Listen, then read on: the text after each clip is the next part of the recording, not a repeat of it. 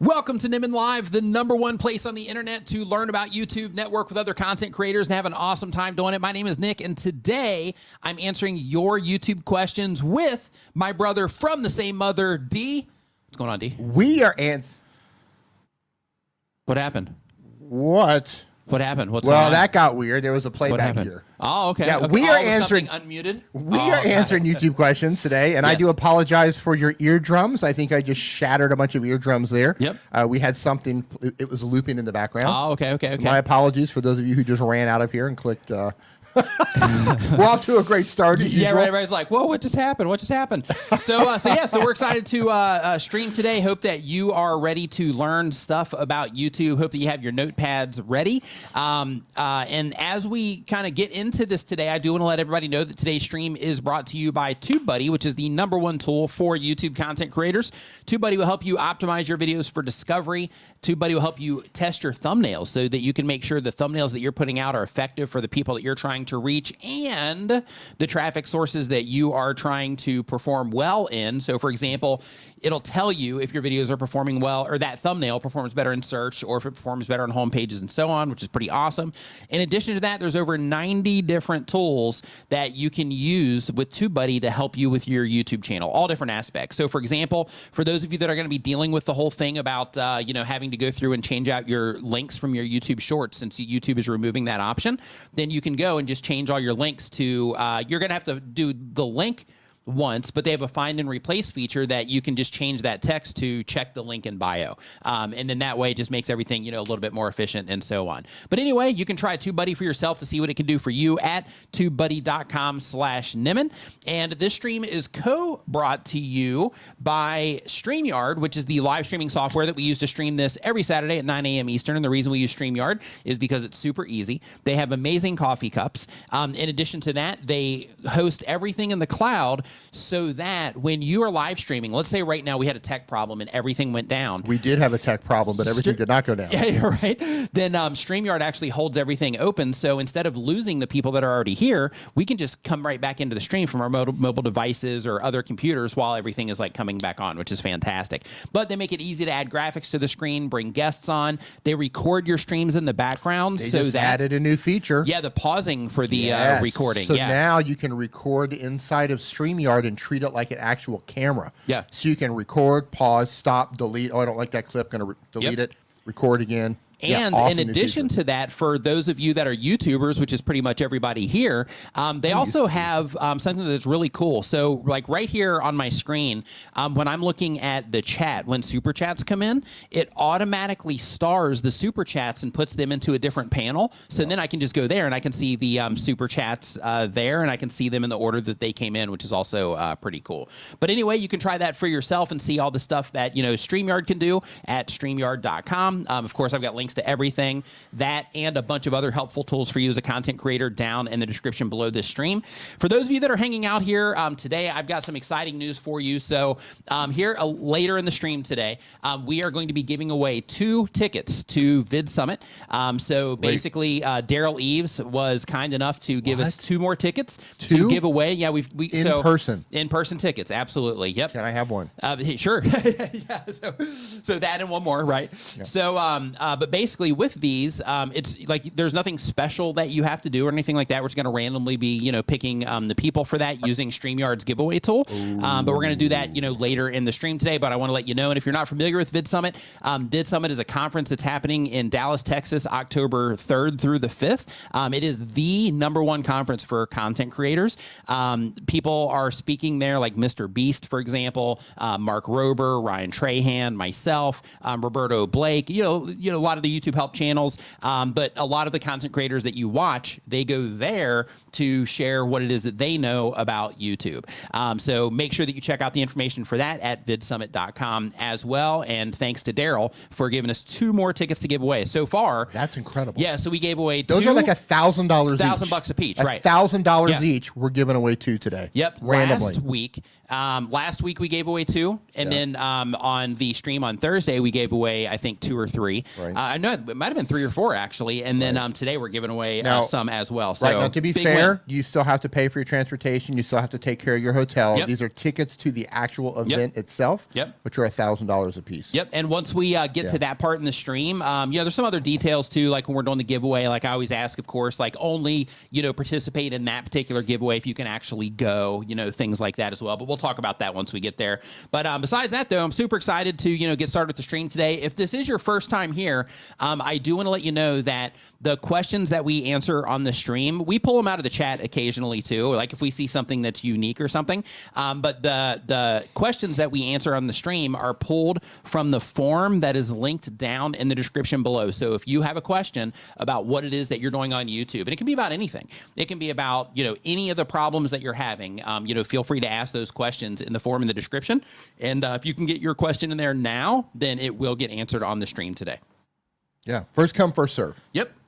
So with started all of that, let's rock and roll. What do you think? So the first thing says you can't use affiliate links for shorts, but can link to long form videos. This one's from Spunky Boy, and I'm pulling this one directly out of the chat real quick. Okay. And absolutely. So basically, how that workflow is going to work for those of you that do affiliate marketing with your YouTube channels is you are going to have 2 different options. 3 different options. One option is to make your short talking about whatever the thing is, tell them that you have more information about that in the video and that they can click on the link that's on the screen to go watch that video, and then you would have the links in the description there. So that's one path. Another path is to just tell them to go to your bio and that link is in your bio, because now we have the creator links on our channels to where we have up to 14 links that if somebody lands on our channel page, they can click right underneath our little blurb that says what our channel's about, and a slide up happens and it'll display all those links. You can see the example of this on my channel if you haven't seen it before.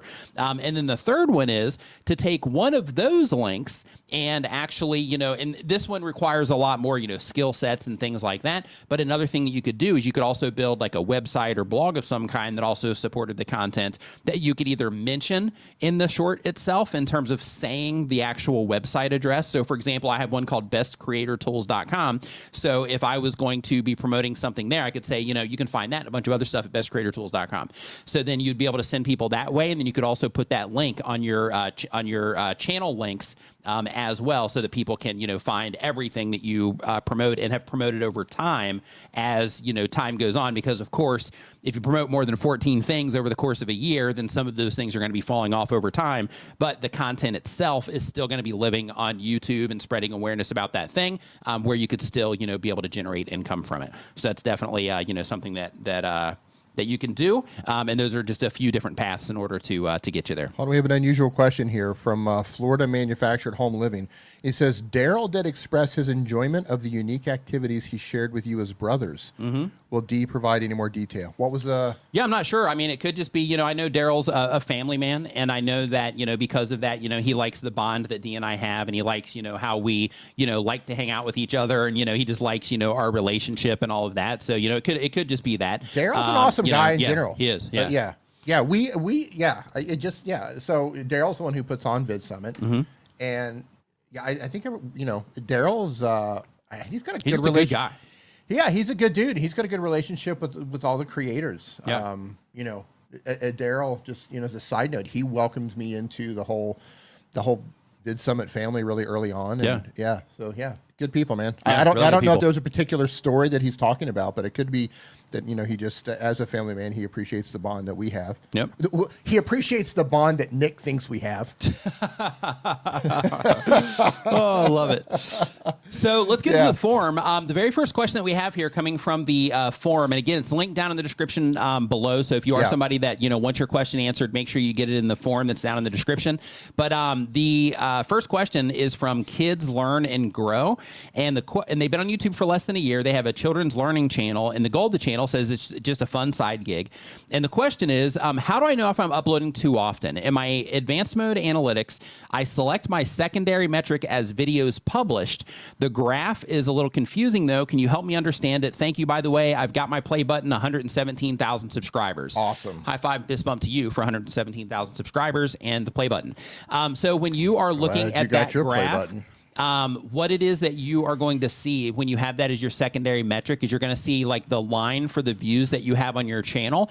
And then if you select the secondary metric as the video upload so that you can see the cadence that you're uploading, then in that particular case, you're going to see like little spikes when you uploaded the video itself. So, sometimes you can see that reflected, in the actual view counts that you're getting as well. But those little spikes there, that's what it is that they stand for there.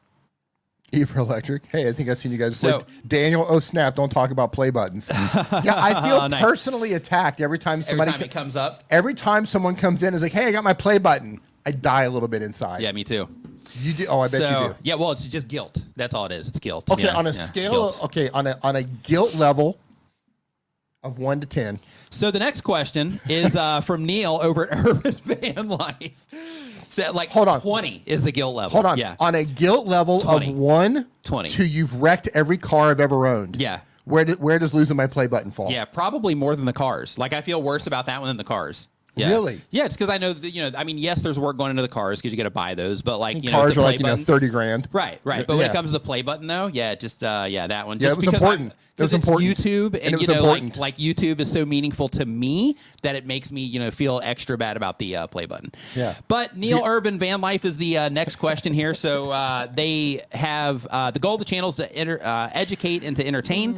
The question is, should we get our channel name copyrighted as we now find ourselves in a position where someone has started an urban van life festival in the UK? Trademarked. Yeah. Same name, but different logo. But as we spend a lot of time working on building a brand, should we trademark the name so others cannot use it? I'm very annoyed about the festival name and need to take action, but where do I even start? Well, should we copyright our channel names to future-proof us against things like this? Yeah, I can just chime in here a little bit. So what you want is you want to trademark your name. Mm-hmm. However, people can use your name in different industries. The fact that you're not running a festival with your name might actually allow them to run a festival with your name. I would check with the lawyer on that. But you can definitely protect your name in terms of people doing what you're doing with your name. Like for example, if there was like an urban van life that was selling coffee cups, and then you have a YouTube channel that's actually restoring vans, then you're actually going after two different markets or essentially two different markets. Therefore, they're not really competing with each other. Is that what you're saying? Right. And it's not right. It's also not causing market confusion. But I'd recommend, a quick phone call with the lawyer because if it's a festival that's focusing on van life, maybe that could cause some confusion there. So you might have some grounds on that. But I would definitely talk with a lawyer. You want to look into a trademark, but just be warned, filing a trademark and actually getting that trademark can take some time. So this isn't something that I would put off if it's important to you. Design Burst says that they do interior design content. The goal of the channel is to provide valuable content that educates, inspires viewers on the principles of interior design. The question is, our interior design channel began in June of 2023. After 1 month, we started receiving views, and as of now, we have 10 videos and 695 subscribers. Good start. Yeah. Says, I wanted to ask if it's normal for views on YouTube to plateau at some point. Is changing the thumbnail and title effective in increasing views? Do you have any recommendations? So first, absolutely, thumbnails and titles can be very effective in helping you get more views, only if people respond to it better, right? So basically, the whole idea when it comes to updating your thumbnail and title is your thumbnail and title create an expectation for the viewer. So if you see something, like let's say you're looking on your mobile device and you see a thumbnail and a title from one of my videos, and before you click on it, you're going to be like, oh, okay, well, this is probably what Nick's talking about, or maybe this is what I'm going to learn from Nick or whatever. So because of that, when you click into it, you're going to already have an expectation of what it is that you might get in the video. Now, if I don't deliver on that, then of course you're going to leave the video relatively quickly. But if as you're coming into the video, you're like, oh yeah, this is great. This is exactly what I expected. This is the information I need right now, so on and so forth. Then you're going to be more committed to the actual content itself because it's delivering on what you expected, right? So when it comes to the thumbnail and title, when you change it, it changes that expectation. It also changes the way that it grabs attention, and it kind of changes the story of what that video might be about from the outside. So the whole idea is when you do make those changes to your thumbnail and or title is it changes that expectation. So people can respond better to it. They can respond in a similar way, or of course they can also respond worse as well. So it's not always about like, hey, if I make this change, it automatically means the video is going to do better. It all depends on how viewers respond to the changes that you've made. So if, this is where like when you do a tweak on a thumbnail and or title, we'll just call it the packaging, altogether. This is where, doing something that's like, different is a way better call than like maybe just tweaking like a color or, something like that. Like sometimes you'll see on Facebook and Reddit and places like that where people get feedback on their thumbnails where they'll be like, hey, should I use this thumbnail or this thumbnail? And it's pretty much the same exact thing. Maybe there's just like one little tiny, detail about it. Those types of things, like you'll usually end up with a very similar result. But if it changes the message of the video, that's where, you can usually see a big difference, either, in a positive or negative way. Alex did not know about my play button. Alex, what's up, man? Yeah, it's probably just not something that's discussed. He's been hanging out with us. Yeah. For how long? For like 10 days now or 9 days now. Yeah. Alex, Alex, we're going to have to meet up over mojitos or something, and I'm going to tell you the entire story of the play button. Yeah. Yeah. It's rough, man. I'll probably shed some tears. Yeah. So genealogy with Amy Johnson Crow. She does genealogy and family history content. The goal of the channel is to encourage people to explore their family history and to grow my business.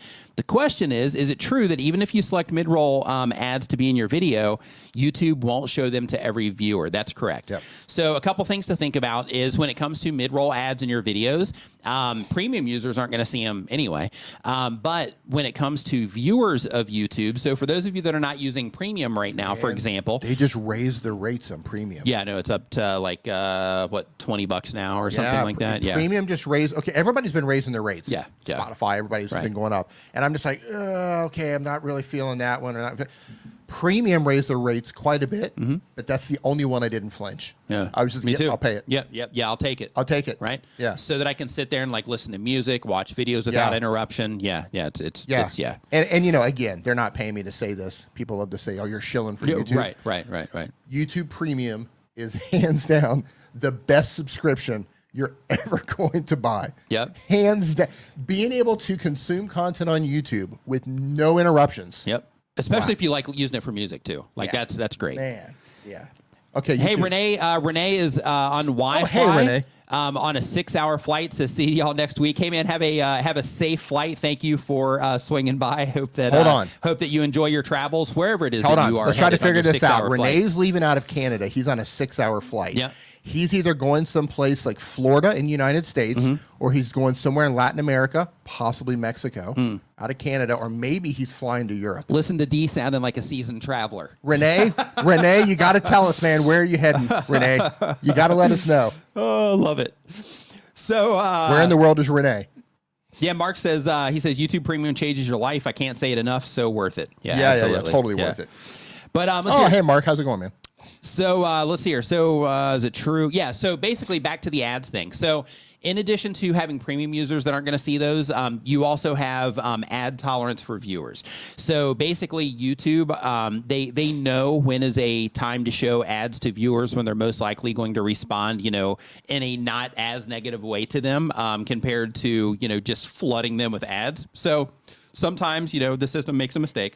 A lot. They make a mistake. But one of the things they try to do, because they want to keep people on YouTube, and they know that, somebody goes and they watch, they click into something and they go buy something from an ad, that, it's possible they might have lost that viewer for the day or for a while or whatever. So, because of that, all of that stuff is optimized, for the viewer so that, the ads that they are seeing are ads that they're likely to respond to, but also so that they're not hitting them with so many ads that it becomes annoying and makes them want to leave the platform. So because of that, the whole, idea is that, every viewer, and of course it's going to be depend on the length of it and everything, but every viewer might not see an ad coming into your video. Every viewer's, or they're not going to, every viewer's not going to see ads, during the mid-rolls and all of that as well. Great question, though. Yeah. So next up on our list, We're on number 5 already, cruising through. Again, if you're just joining us, if you have a question about what it is that you're doing on YouTube, there's a form down in the description below. This is all, free thanks to our sponsors, TubeBuddy and StreamYard. So if you have a question, definitely make sure that you put it in the form that's linked down in the description. But the next channel is called the Dream Builder 21. They do daily content. It's an automotive channel. The goal of the channel is to entertain people and distract them from their day. The question is, do you know of any online communities for content creators that are free? Absolutely, I do. So, man, this is a good one because there's like a big list. So let me give you some of the core ones. So you have Brian G. Johnson's Tube Ritual group on Facebook, so just look for Tube Ritual there. You have Creators Helping Creators on Facebook, which is Daryl Eves' group. It used to be called Video Makers and Marketers. We have one called YouTube and Video Tips. Jessica Hatch has one, and I can't remember the name of that one off the top of my head, but it's also a really good one. She manages that one like really well, but I can't remember the name of it. Cody Warner has one called No Small Creators, is the name of his. But yeah, Tom Nash also has one. His is called YouTube Creators, I believe. For his, it's also managed very well, so I definitely recommend that one also. So that's just Facebook. And then from there, if you go over to Reddit, you have YTubers, which is ours. It's not very active, but if somebody asks a specific question in there, I'll hop in there from time to time. I post news there, stuff like that. You also have our YouTubers. You have new tubers over there as well. Keep in mind when it comes to the new tubers one and the YTuber, the YouTubers, both of those. And there's also like ones for gamers and all of that as well. But keep in mind, like a lot of times, people are posting things in there, and you have a lot of people that are in there giving feedback that don't really know, like what's going on yet and things like that. So some of it's kind of messy, but on all of those, experienced people, also hang out in there as well. So those are also, good solutions for that. And then of course you also want to follow all of the YouTube educators on Twitter as well, because, everybody shares information there from time to time, if not on a regular basis. And there's also some Discords also, like Neil just put in here about Dusty Porter's Discord, but I can't remember the name of it off the top of my head. Dusty's great. Yeah. But there's also, some Discords around that as well. So maybe I should build a page for those. That's probably something I should do. Yes, then that way you send people to that page. Yeah, for all the communities. For trusted communities. Yeah. Because there's some really scammy ones out there too, where people are just trying to get you into sub to sub or trying to get you to download things. Yeah, you got to be careful. Yeah. It's a great idea. So next up on the list, we've got... Oh, Andrew Can's got the Can Do community. Oh, yeah, Andrew Can. Yep, that's his. Yeah, thank you. Yeah, I should have actually said that one first for Discord. Yep. So, yeah, you have Andrew's Can Do. You've got, let's see here. Doug says Colin and Samir has a Discord. Mm-hmm. Yeah, I think Ed over at Film Booth has a Discord. Yep. Yeah, Dusty's is called, but I think YouTube Creators Hub, I think that one might be Patreon ran. I can't remember, but I'm in that one too. But yeah, so that should get you started anyway. And then, if I make a resource for that, then I'll let you guys know. Roger Wakefield in the house. What's up, dude? Hope that you are doing fantastic today. Hey, Roger. How you doing, buddy? Brad, Magic Flying Potato. Hope you're doing great. Nikki, Little Crafty Nook. Hope you're doing awesome as well. So let's see here. So next up on our list, we've got Engineer Your Life. Says they upload when they have time. They've been on YouTube for less than a year.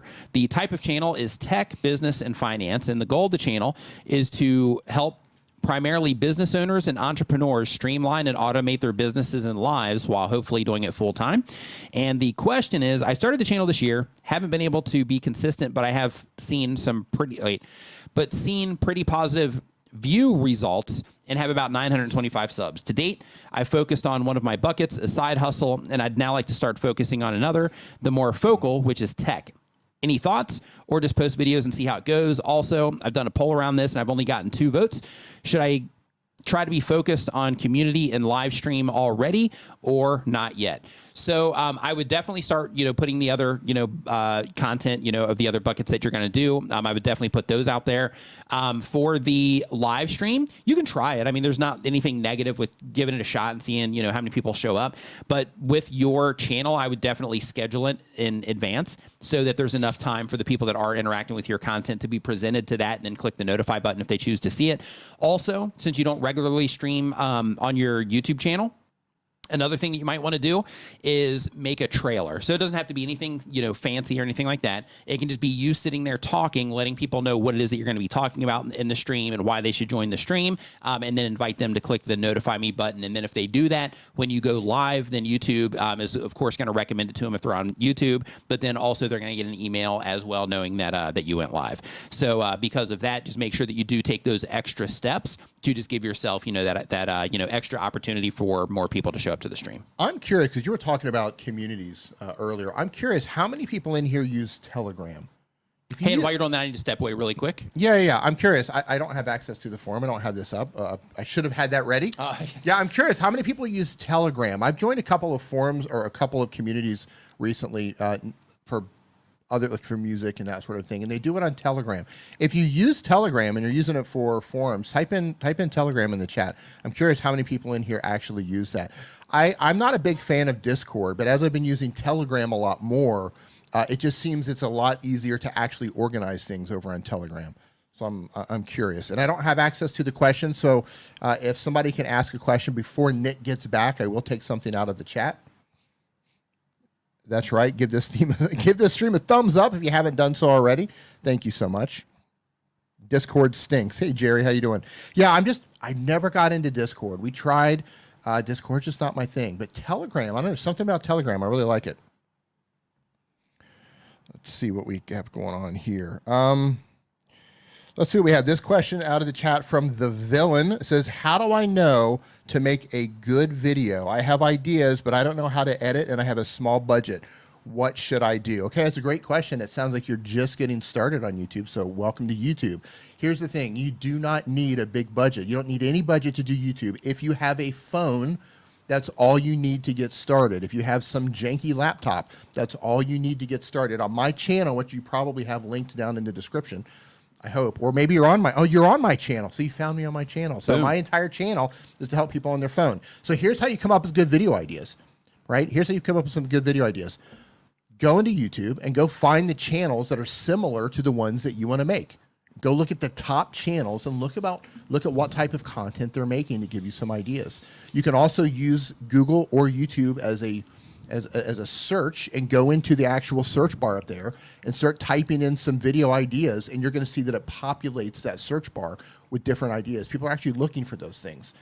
I don't know what type of content you want to make, but another thing you can do is just think like the audience, think like a viewer. Whatever your niche might be, think about, okay, if I were to be interested in this niche, what type of videos would I want to see as a viewer? And then just make those videos.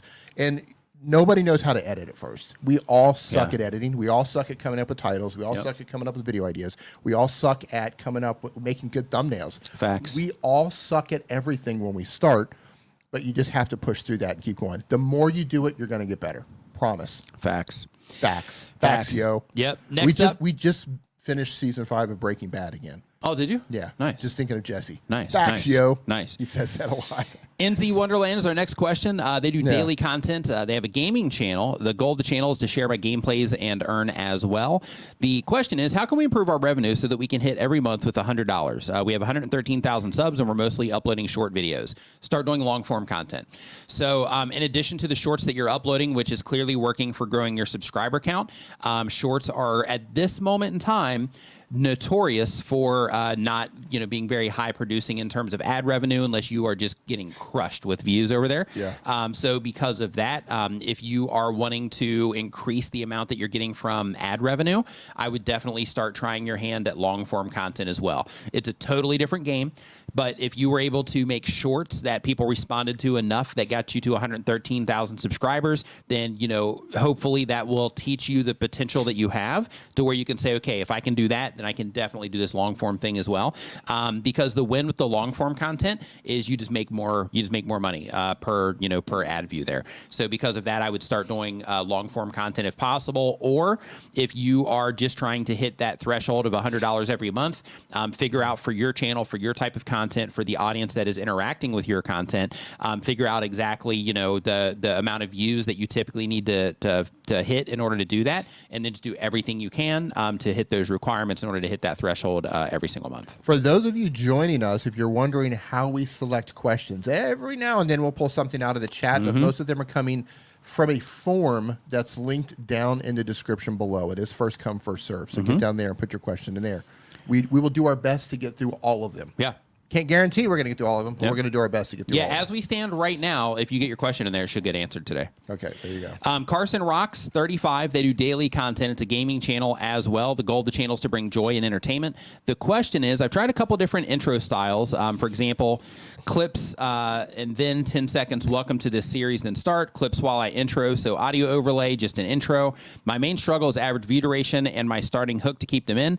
How would you go about this problem? Keep experimenting with what it is that you're doing. Go through your current content library and look to see if there's anything that you've done in the past that has held people, you know, a little bit longer in the beginning that maybe you didn't notice, you know, because maybe you just weren't focused on it at that point in time or whatever. But one thing I do want to let you know is that when videos typically, you know, start, having some kind of drop is a normal thing. But the goal for us as content creators is we need to, you know, notice like, okay, where can we stop this drop? Where can we stop people leaving the videos? And then, you know, it's often through, you know, how you're hooking them.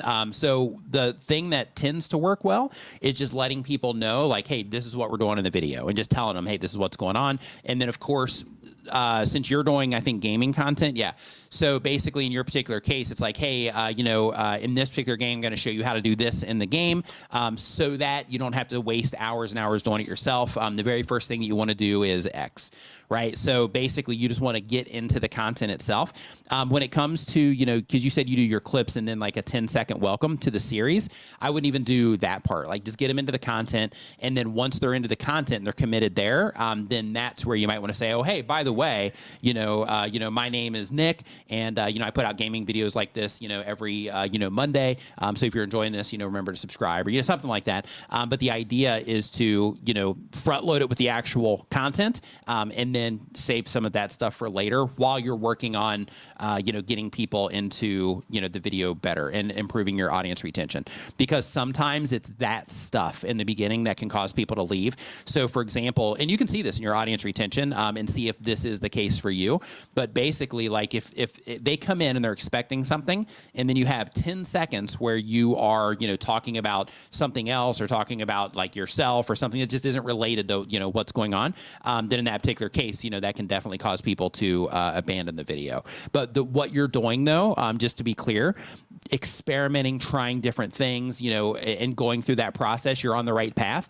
But also make sure that you test things across multiple videos as well, because sometimes just like one video isn't enough. Like when you notice that, hey, I did this and it seems to grab somebody's attention and they stuck around for a little bit longer, then in that case, try it again on another video before you're like, hey, I'm going to fully commit to this. Just try it again on another video. Make sure that it was that and not just the interest in the topic and things like that that cause people to stick. Next up on the list here, we've got no people, no problems. That's what I'm talking about. And the goal of the channel I'm subscribing. I don't even know what your channel's about, but I hope it's that. Yeah, the goal of the channel is teaching simple lifestyle and to monetize. The question is, why in the end of the world, some of my videos the end of the world has only, here. yeah, it's clever. I'm here for it. Yep, has only 65 views and some 1,500. Same content, same scenario, and same place. Thank you for everything you do for us small creators. So what happens is with every video that you publish, people are going to respond differently. Some people are going to see it first, whereas, you know, the other video that you published, some people are going to see that one, you know, first as well. How they, you know, come into the video, what exactly is being promised in the video, what it is that you're showing in the thumbnails, how it is that you're writing your titles, all of these things impact the viewer's perception of your video, right, or their experience of your video.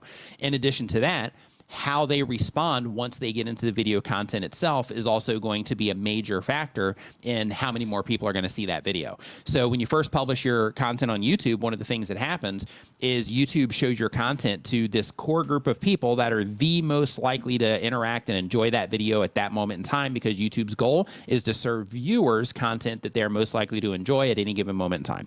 So that's what happens when you first publish, is it goes to those people first that are almost guaranteed feed to be interested in that video.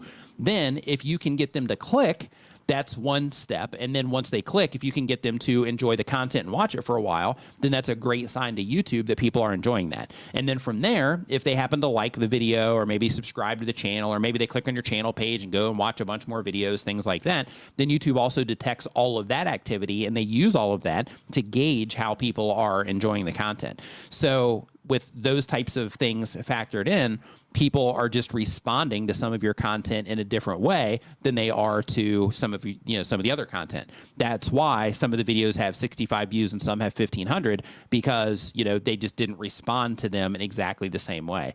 And even if they did, another humongous factor is very large. And another factor is that not only when you publish videos on YouTube are you competing with other people in your space and everything that's happening on YouTube at that moment in time, but you're also competing with like other content of other types that YouTube thinks that your audience might be interested in. So what happens is when you publish your video, maybe, for one of the videos, you had in terms of how it was performing, you were doing well against videos for a while. And then maybe for that other video that you published, it's got 65 views. Maybe right now it's just a little bit more competitive, at that time that you publish that video. But one thing, just to ease your mind here, that I do want you to know, and this doesn't always happen, but it does happen, is when you publish videos and you do have scenarios where it's like, hey, I got this video with 65 views on it, or even this one with 1,500, it's possible that 3 months from now or 6 months from now, that YouTube might find the right audience for those, that everything matches up, with their expectations, and it creates a great experience for that particular type of viewer. And once they find that, and then they find others on the platform that are similar, and they start presenting your content to them, it's possible that those videos can also end up doing substantially better down the road as well. So when you first publish a video, if it doesn't do awesome out of the gate, that doesn't always mean that it's just always going to stay there. Sometimes it does, right? If people start responding to it, but the fact that you have one that's at 1,500 shows that you do have potential for, that other one as well. There's also one more factor that I want to bring to your attention also, and then we'll move on to another question. But the other factor is where the views are actually coming from for that content. So, for example, if you go into your traffic sources for each one of those videos, you might find that the one that had 1,500 views, maybe the views mostly came from YouTube's homepage. Or maybe most of those views came from suggestions where you were getting recommended as the next up spot next to another video on the platform. Or maybe those views ended up coming from YouTube search, whereas the other one, maybe it was only getting like a handful of views from suggested because people didn't respond to it on home pages, and the way that it was optimized didn't really end up getting it to show up in search in any capacity. So it's those types of things that make it to where everything's different, every time. You got some super chats. You got one from iFun Chris. Thanks, iFun Chris, thank you for the super chat. Appreciate it there. And you got another one from Demon's Row. Demon's Row, appreciate it. Thank you, man. Says, here's a little tip, brothers. Your advice last week helped. I took an interview and broke it into 4 10-minute videos as a series and made the intro more documentary style. I just passed 300K and made $1,000 off the YouTube shorts. Support these brothers. High five and fist bump to you for making those moves, making the changes, and doing the thing. Yeah, nice work on that. Love it. Absolutely love it. That's awesome. So next up on the list here, we've got we did No People, No Problems. I love that name. So we got My Village Has No Elders. Hold on, you looked at their channel. Is that like a homesteading channel or like a survivalist channel? Which one? The No Problems? Yeah. When did I look at it? Oh, didn't you look? Just now? No. Oh, I thought you no. looked. Okay, yeah. No. I'm hoping that they live out in the middle. Like, I don't know, maybe they live in Alaska. Well, their thing is about a simple lifestyle. Okay. That was part of what the channel is, so I'm guessing it's something like that. I hope they're in a compound in Alaska. Yeah. Just living it up, right? Yeah. Just hanging out with nature and just kind of chilling out. Yeah. Yeah. I'm going to track your channel down when we're done here. Don't let me down. The Village Has No Elders is our next channel. They upload 1 time per week or more. It's a mental health channel. The goal of the channel is mental health awareness. And the question is, even when a video does really well, it doesn't turn into subscribers.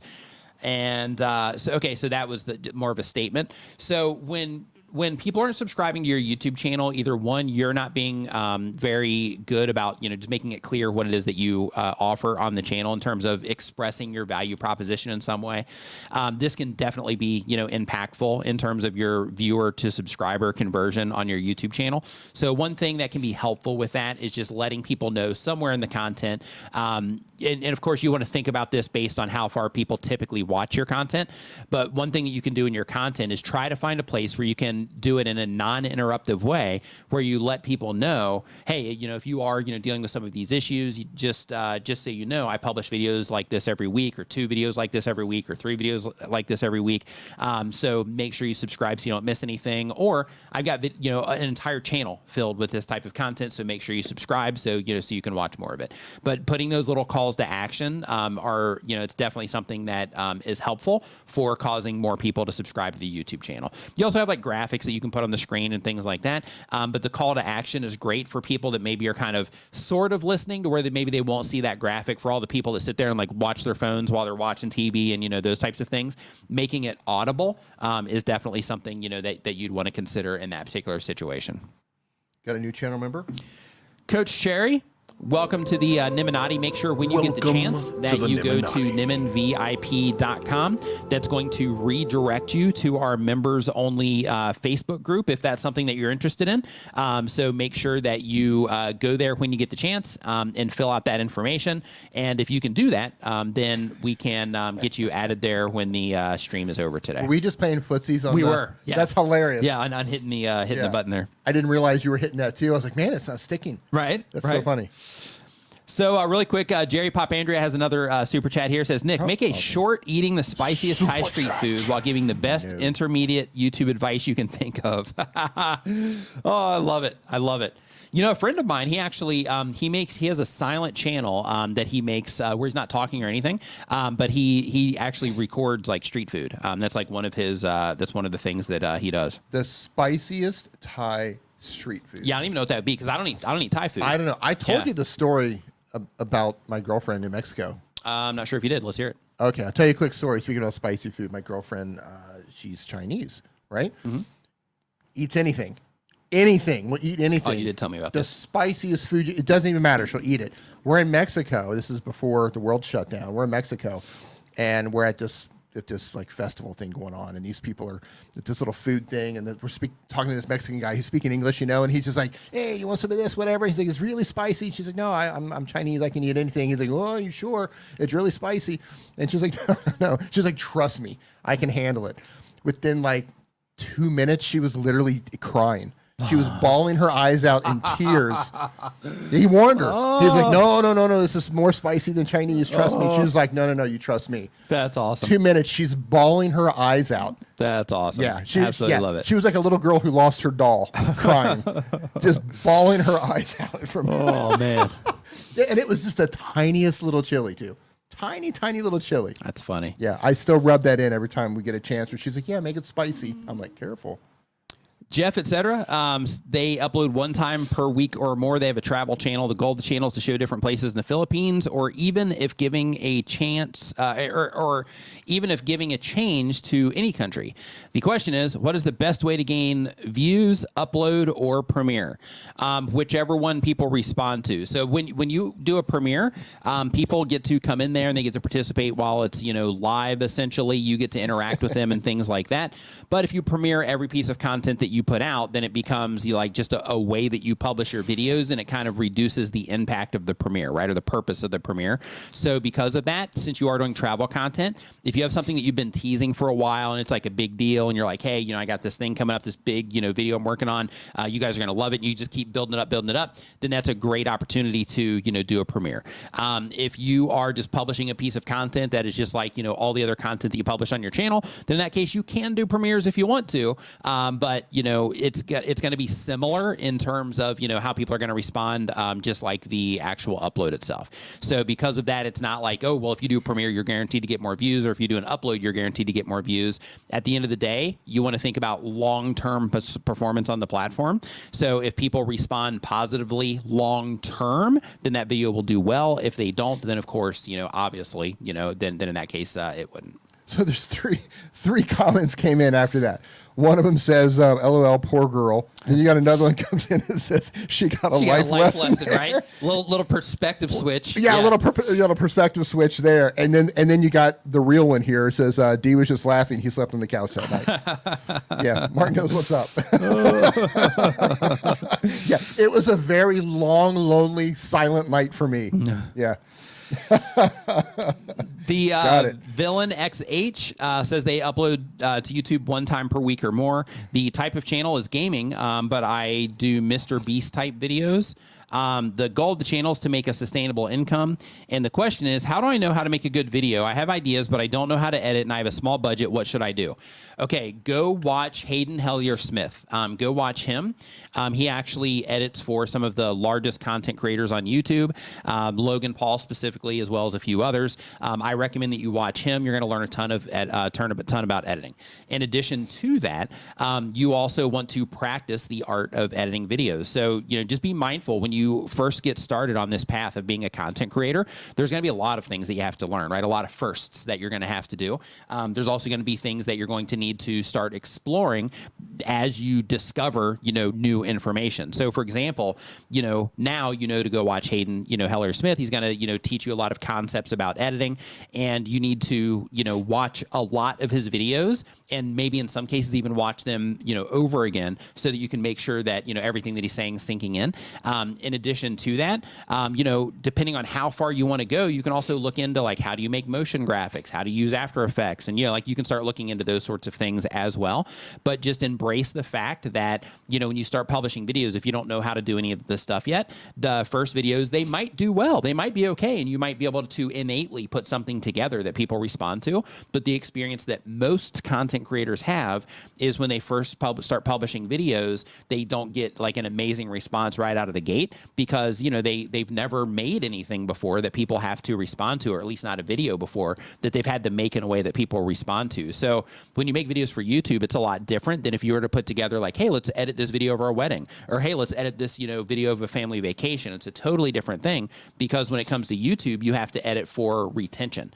So you have to make sure that you're giving the viewers what it is that they want. You have to make sure that the pacing is right, and that like all the elements in the videos, that everything complements the video and the viewer experience. You have to make sure that you're interrupting the viewers from time to time, so that you can kind of pull their attention back into the content. Like there's all kinds of things like that you need to do. You'll learn a ton if you just watch Hayden. But the idea is just to embrace where you're at, which is like, I'm new at this, right?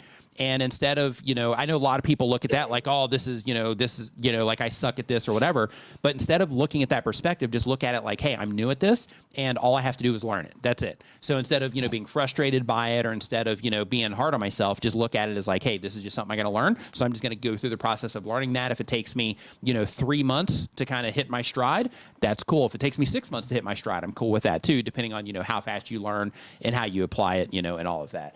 So, but when it comes to, not knowing how to make a good video, another thing to do as well is also watch a lot of the popular content on YouTube, and watch content that's in your genre, so that you can understand, for high performing content, how people respond to what it is that, the type of content you make. Also watch content that is not in your genre as well. And the reason that you want to do that is because you're going to see things that, different types of, content creators do, that you might be inspired by, to where it's like, oh, I love how they start their video with this, or I love how they, kind of, do this particular thing in their video to kind of shake the video up a little bit, to kind of break up the monotony of what's going on in that video, and then they re-engage people after that. But the idea is to just watch a lot of content, so that you can also high performing content, so that you can get to better understand the nuances of what good content is. Yeah, when it comes to editing, if you're starting at zero, you have the additional layer of, you have to learn the software or app that you're using on top of it. Yep. I'll say this. Don't be overwhelmed by all the features that come inside of the app or the software that you're using. Just think about bare bone cuts. Don't worry about anything fancy starting out. Just worrying about, how can I trim the fat off of this video, right? I recorded a video, maybe it's 10 minutes long. How can I trim the fat off of this video? That would be step one, right? I've got this video, how to trim the fat to shrink it down, how to take out all the awkward pauses and the silences, and to get rid of my ums and my ahs and all the things that you need to get rid of. Understand that you're starting at a place where you're not going to be competitive with people who are experienced editors, so you have to be okay with that. And the best way to do it is just to start editing. And it's painful. It's painful. It can take a really long time to learn how to edit, and an even longer time to learn how to edit. You can learn how to edit quick, but to keep people watching. Good. Yeah. Right. You can learn how to technically edit quickly, but to learn how to edit in a way that keeps people watching, man, it's something everyone in here still struggles with. I don't care where you're at on the journey. Yep. You know, I'm sure, you know, even who's the top creator on the platform now? Is it still Mr. Beast? I think so, yeah. In terms of the individual creator. Yeah. I'm sure that there's, you know, him and his editors, I'm sure they're constantly analyzing every single aspect of a video still to make sure that they maximize every moment of the actual video itself. And that's what he's talking about with Hayden. Hayden gives some really interesting perspective on how they do things with Logan Paul. Yeah, he gets into like psychology and all kinds of stuff. It's really interesting. Yeah, I think it's a little overkill for someone just starting out. However, it's good just to start ingesting that stuff. Yeah, start ingesting it. Understand that's more advanced editing, but it's good to start ingesting that now. So when you are at that level, it makes more sense. Yep. And really quick, Melinda Elliott says, I got monetized 10 days ago. Thank you for all the help, Nick and D. Way to go. I didn't think it would happen because I know anything. Still don't know much. So high five, fist bump to you. Congratulations for getting monetized and getting into the partner program. Love it. Yep. Way to go. Yep. Love those messages when they come in. Yep. Kind of super chat. Maria Lynn says, let's see here. Hey, Nick and D. Hey. What's going on? Hope you're doing great. Says, I just started YouTube in sewing and making. Sewing and making, but I'm nearly twice the age of most content creators. Does age matter when starting out? Thank you both, all of you. Okay. Right? Question. How old? Hold on. Travis MVP in the house. What's up, my dude? Hope that you're doing fantastic. Question nice to see you in here, my man. Hope that you are doing great. Travis said, and Mariah, we're going to get back to you. We're going to get back to you in just a second. It says, what's the fastest way to get canceled? Thank you for your answer. I could say some stuff right now. Yeah, let's get back to Mariah. Yeah, Travis, we'll come back to that one, Travis. If you truly want to get canceled, I got some stuff. Yeah, D can work it out. Yeah, I guarantee between the two of us, we can figure it out. Yeah. And if you want me to, I'll get on a plane. We'll come hang out and we'll make it happen. Guaranteed, Travis. Like, matter of fact, if you'd like to hire me, Travis, I can guarantee professional brainstormer for canceling. Full social media canceled. Every account, every channel. People you know will get canceled. People who owe you money will get canceled. But back to Maria, really quick. So when it comes to age, what were you going to say, D? Because I cut you off on that one. Well, I was just going to ask. I was going to ask everybody, how old were you when you started YouTube? I was curious. Yeah, to type into the chat. How old were you when you started YouTube? Yep. I was, I think, in my mid 40s. What? Maybe 45-ish. I think so. Maybe. Yeah, I was around 45, give or take, when I started YouTube. Yeah. On this channel. Yep. So let's see what we have. Oh, Roger Wakefield. Roger Wakefield started at 54. Nice. Homekeeping channel says I'm 54, started at 52. Yeah, I think Brian G started in his 50s as well. Creator Classroom, late 40s. Right? So no, it's not too old. Yeah. So when it comes to Shark Scrapper was 63. Nice. What? Yeah. So when it comes to I didn't know you were when 63. When it comes to age, here's something that I want you to think about. So you, as somebody that's watching other YouTube videos, when you're watching content, there's going to be, some people that you resonate with, and there's going to be other people that you don't really resonate much with. I'm going to guess that there's probably some content from people that are, like very young, that when you watch their content, you're just like, yeah, I just don't get it. It's just not my thing. Right. And it's because, they're making content for like that, demographic of people. When it comes to, someone like yourself or, us or, people that are, not, kids, then in that particular case, just remember that there are going to be people, some of them will be kids, but, there's also going to be a lot of people in like your age group and, older people as well that will watch your content and that will respond to your content. On YouTube, there's actually on social media, just in general, there's older people. And by older people, I mean like 70s, 80s that are crushing on YouTube. They're crushing on Facebook. They're crushing on TikTok. They're crushing on Instagram Reels. So it's more about about the value you provide and how you provide that value than it is about your age. So because of that, please do not let your age get in the way. I almost didn't start my channel either because, at that point in time, I was in my 30s and I thought to myself, which, some people might be like, oh, your 30s, you were a baby, right? But when it comes to that, like, I almost didn't start it because in my 30s, I was like, yeah, this is more of a kid's game. I'm probably not like, probably going to get like some weird response or whatever. I had the same exact feelings that you're having right now. But instead, if I wouldn't have done that, then I wouldn't have had all the amazing experiences that I've had.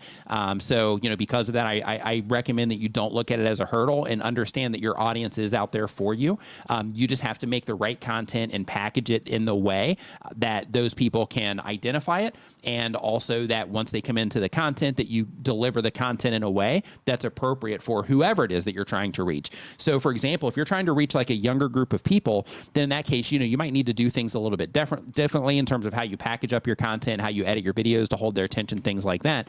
But if you're going for like an older group of people, then in that particular case, you might want to slow things down a little bit. When you are putting your thumbnails together, you always want to focus on just like clarity and making things simple. But maybe you even, add a little bit more emphasis to something in terms of like, hey, I have the option here to focus on this thing or put a bunch of other supporting things around it to make it just really easy. I'm just going to, easy for other people to understand what they're going to get with this video. I'm going to, just focus on, since you're doing sewing, I'm going to focus on like the thing that I'm sewing or the particular thing that I'm going to be sharing with people.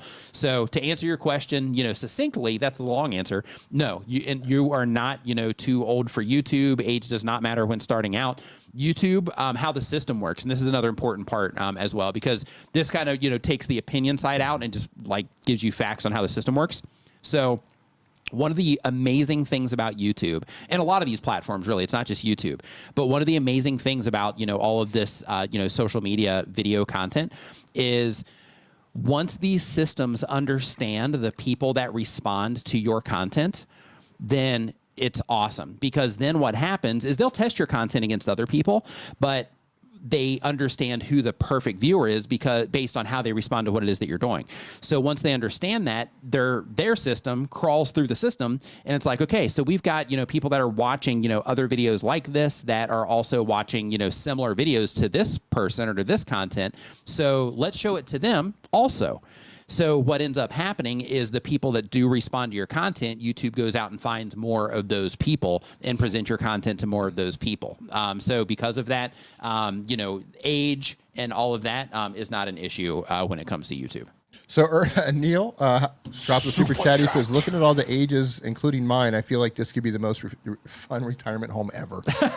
Yeah, right? Yeah. Right? I was thinking about the other day. All going to, everybody in our generation, right? We're going to be in retirement homes someday, hopefully.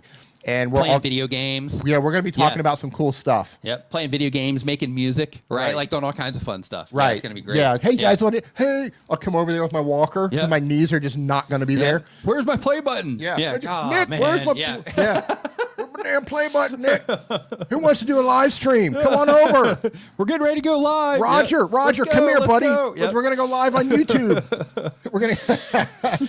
So first of all, I just want to say I'm absolutely amazed at how many people in here are over 40 when they started their. Probably 80% of the people, 90% who actually put in an age were over 40. Nice. That is incredible, especially to those of you in your 60s and 70s who were chiming in. Yep. That's incredible. So Home Rapid Repair, thanks for the super chat, says, thanks, Nick. We're now in the YouTube Partner Program. In addition to weekly videos, first off, congratulations for getting into the Partner Program. Says, in addition to weekly videos, we're going to start live streams to answer home improvement questions. Thanks for all you do.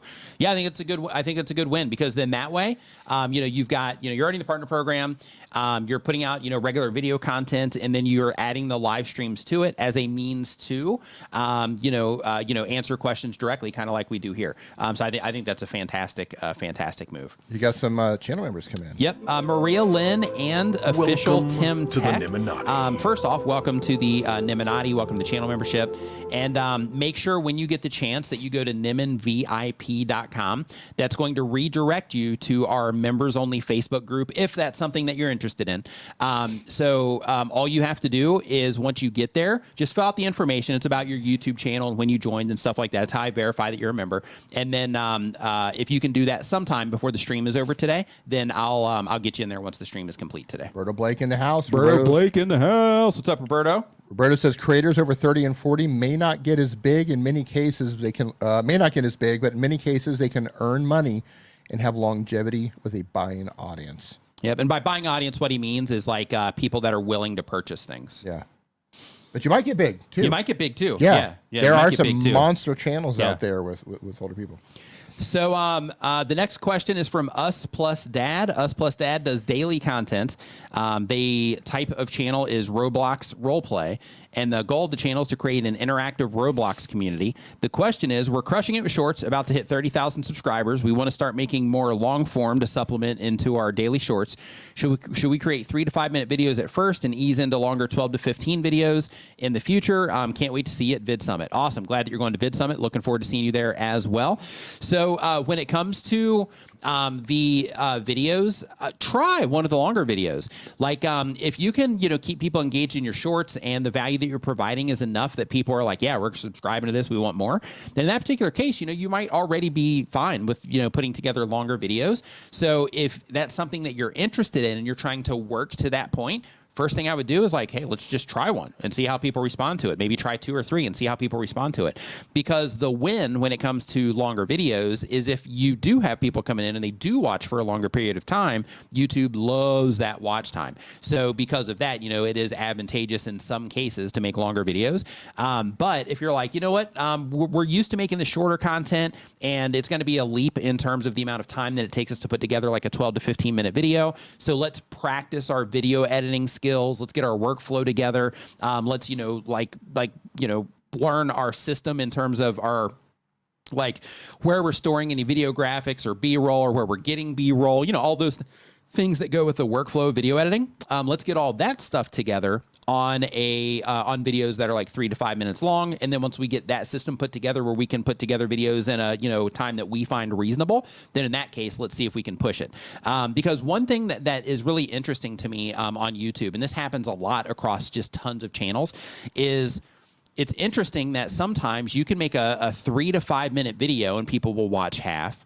And then you make a 12 to 15 minute video and people watch half. And then you make a 20 minute video and people watch half. And then you go back to a 3 minute video like, man, if I can get them watching half of a 20, then they're definitely watching like 100% of the 3 minute video. But it doesn't work that way. And they watch half. Isn't that weird? Yeah, and it's like, that is so weird. So definitely experiment with it. But if you want to, work on the workflow side of it and all that stuff, then I'd recommend, the shorter videos to go. But also when it comes to deciding the length of your videos, keep in mind that, there is advantages to, longer videos. Like, for example, if it's over 8 minutes, you can add mid-roll ads, which can increase your ad revenue, those types of things. But when it comes to, the video length, just make sure that you are making the videos as long as they need to be, right? So don't add a bunch of stuff to them just to add fluff. In fact, I just made a community post that I think everybody here should read through. It's you saying what annoys you about YouTube videos. So basically, I just made it on my community feed. And I'm like, what annoys you about, making or about, when you're watching other YouTubers?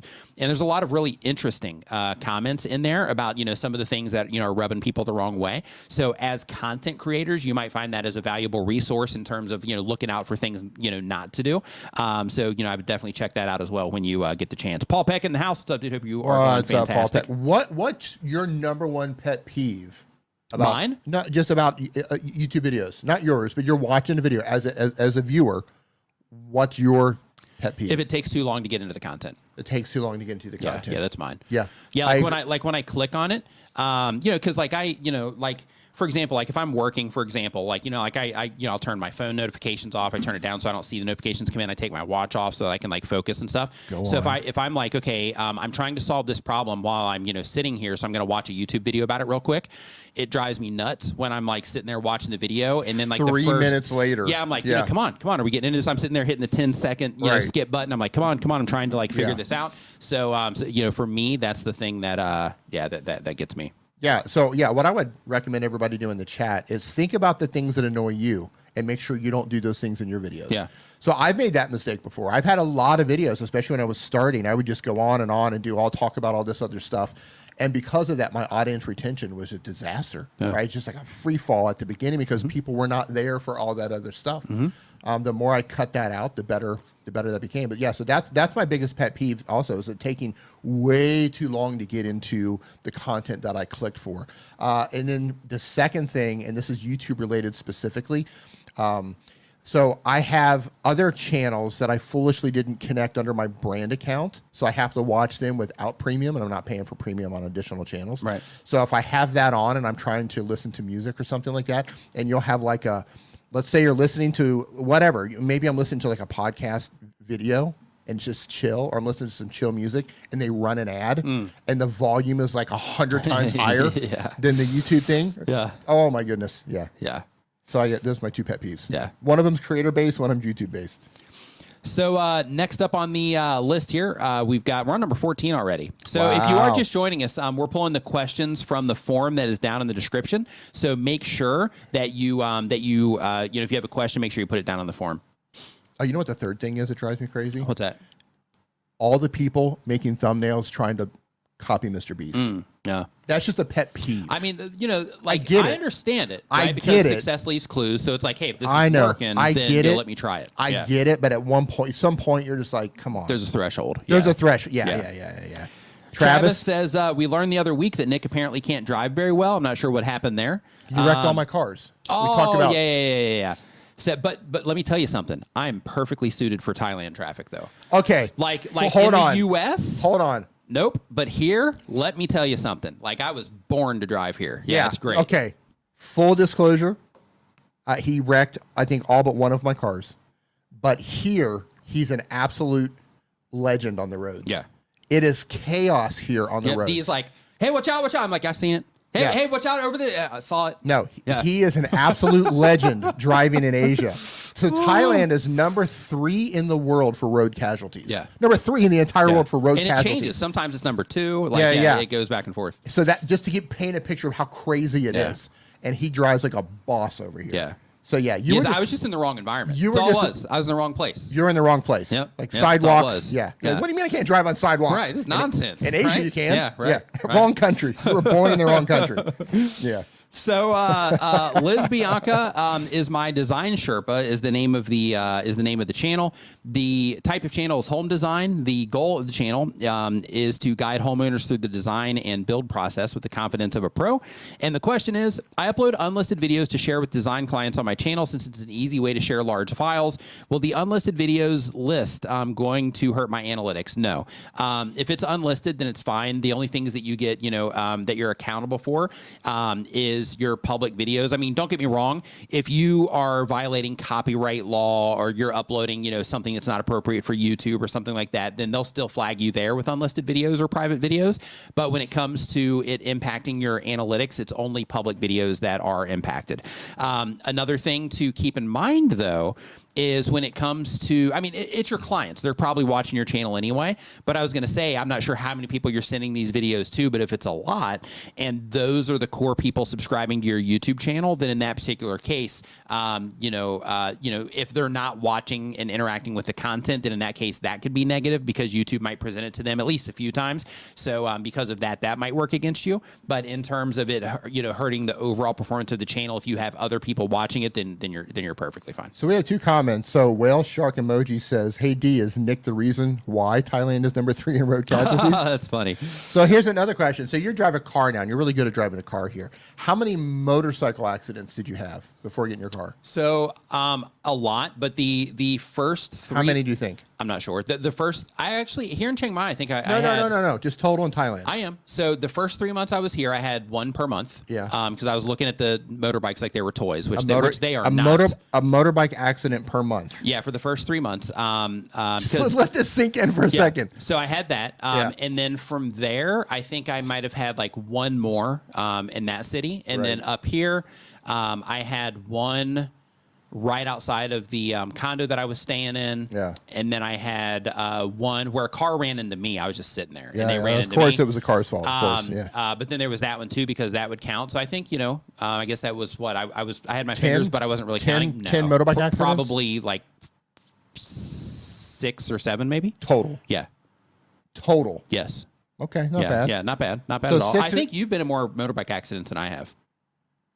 Maybe. Yeah, I think so. Maybe. Yeah, it's possible. So next up. But nothing in a car. Yeah. Yet. Yeah. So next up, we've got Suburban Acreage. They upload 1 time per week or more. The type of channel is DIY tips and tricks, how-to tutorials, and tool reviews surrounding home ownership and maintaining it. The goal is to share information and knowledge with others while making some money. And the question is, I was watching your older streams and kept hearing the term series playlist. I can't find this feature, and I'm thinking it's not a thing anymore. Can you confirm that the series playlist is old news? And what are some current quick tips for maximizing the effectiveness of playlists? So these things have been kind of coming and going for a while. They're supposed to take them out. I'm actually going to go look and confirm, because I stopped talking about them because YouTube had talked about removing them. And I'm honestly not sure, because I just stopped because I'm like, well, this is like a risky thing. So therefore, I'm not going to do series, anymore. But it is possible that it's still in here. I'm going to just double check here really quick. I'm going to go into my AI tools for YouTubers, and yeah, it looks like that particular feature is now out of here. So as of, whenever they officially removed it, now, the playlist options are extremely limited. Good question. I needed to look into that anyway, so thank you for that. Motive Music says, "Oh jeepers, that's too many accidents on a motorbike. That's cat level lives." Yeah, that's true. Yeah, it is. And then Creative Mind says, in all capitals, "What is the story behind moving to Thailand?" Question mark. Well, Nick had to find a country that wouldn't extradite him to the U.S. That's funny. And no, it's just he came over to visit me. Yep. Who found a country that wouldn't extradite him. And no, it's a cool country. Yeah, it's cool. Totally It's different. just an It's awesome chill. place. Like Alex, me for electric. He was in here earlier. He just moved here, and he's like, "Oh my gosh, this is amazing." Yeah, like it's fun. It's different. Yeah, he moved here from California, and he's like, "Yeah, this is incredible." Yeah. Like he's loving it too. Totally but yeah, different lifestyle. Yeah, man. it's one of those things. Like it's either like you're like, if you come here like vacation or something, it's like something that you're like, "Oh yeah, this is amazing," or it's like, "Oh, I got to get out of here." It's like it's like one or the other. So I was one of the people that, like, when I came over, I was like, "Wow, this is absolutely incredible." So that's what was me here. And then for D, he was just over here because he had that ability, to be able to work from anywhere. I was here because I could be here. Yep. Yeah. Suburban Acreage is the next channel. They do DIY tips and tricks, how-to tutorials, and tool reviews surrounding home ownership and maintaining it. The goal of the channel is to share information and knowledge with others while making some money. And the question is, I was watching your older streams. Oh, we did this one already. Sorry about that. Next up, we're on number 16. We've got Square Table Degenerates. What's going on, man? Hope you're doing great. Says they do entertainment content. The goal of the channel is to have fun, interview celebrities, and make some money. The question is, if the shorts, is the shorts pay rate going to go up anytime soon, or will the entire platform be shorts in 3 to 4 years? YouTube is not the same the past 8 months-ish. So when it comes to shorts, keep in mind that, one, people are watching, for an extremely limited amount of time just based on the nature of the content. Therefore, I'm sure that's impacting ad rates there just anyway. Also, when it comes to YouTube shorts, it's primarily like younger people, that sort of thing as well. Also, when it comes to YouTube shorts, keep in mind that it is something that's fairly new. So I do expect that, rates will go up at least a little bit sometime in the future, but I don't know how much. So because of that, if you are on YouTube for the sake of making money, especially with them stripping links out of the short shelf, in that case, I would recommend that even if you're a shorts creator, if you're doing this for money, unless the type of content that you're making is getting crushed on views and shorts that makes it worth it, I would start supplementing some of that with long form content as well, and learn the craft or art or whatever it is that you want to, however it is you want to frame it, the dark arts for making long form content that people respond to. The dark arts of long form content. Yep, the dark arts. Yep. Yeah. Let's see here. So next up, hold on. 17. Amazing Yacht says 7 years in Thailand. I've only had 2 accidents so far. Nice. Thailand that's good. Thailand traffic is not that bad. I'm gonna go on. I'm gonna guess because there's a yacht destination. You're probably like in Phuket or Krabi or something like that. Just guessing. Hua Hin maybe. I don't know. I'm going to respectfully disagree with the traffic. What do you say about the traffic? He said traffic's not that bad. Oh, yeah, it depends on where you're at. Yeah. You know, it's usually not that bad up here either. Yeah, where we're at now, north, it's not bad. Yeah, it's usually not that bad up here. You know, it just depends on the day, the time of day, that you go out and run around. Yeah. But let's see here. So the next question that we have on our list is from Trying to Learn Bikes. Trying to Learn Bikes. They have been on YouTube here for. Let's see. They upload when they have time. They've been on YouTube for less than a year. They have motorcycle maintenance channel. The goal of the channel is to help fellow bikers perform DIY maintenance. And the question is it considered poor practice to use the same title as a similar video on the same topic from another channel? They're a large channel with many subs. I make similar content topic-wise, but don't want to come off as copying their ideas. Thanks for your insightful thoughts in advance. Cheers. So when it comes to taking titles from other content creators, if you can come up with something unique, definitely do it. But if it's something that people are actively searching for, and that's a way that you can help people identify that your content is what it is that they're looking for, then in that particular case, using that keyword phrase in your title or making your title specifically that phrase, that's perfectly fine. When it comes to somebody making something extremely unique, people will still steal it. That's just how it works, unfortunately. People will still steal it. But if you can think like, okay, is there a variation that I could do of that? Is there a way that maybe I can open up a thesaurus and find, some word replacements or something like that, run it through Chat GPT or something and see if, there's another way that, you might be able to phrase, something similar. You might want to give that a shot instead, just so that it is something, that's a little bit different. But, in terms of content creators being inspired by other content creators, I mean, that happens all the time. Some people, they're inspired by it to where they'll take it and they'll try to modify it in some ways. Other people, they just steal it to where it's like, hey, this is a great title, I'm taking it.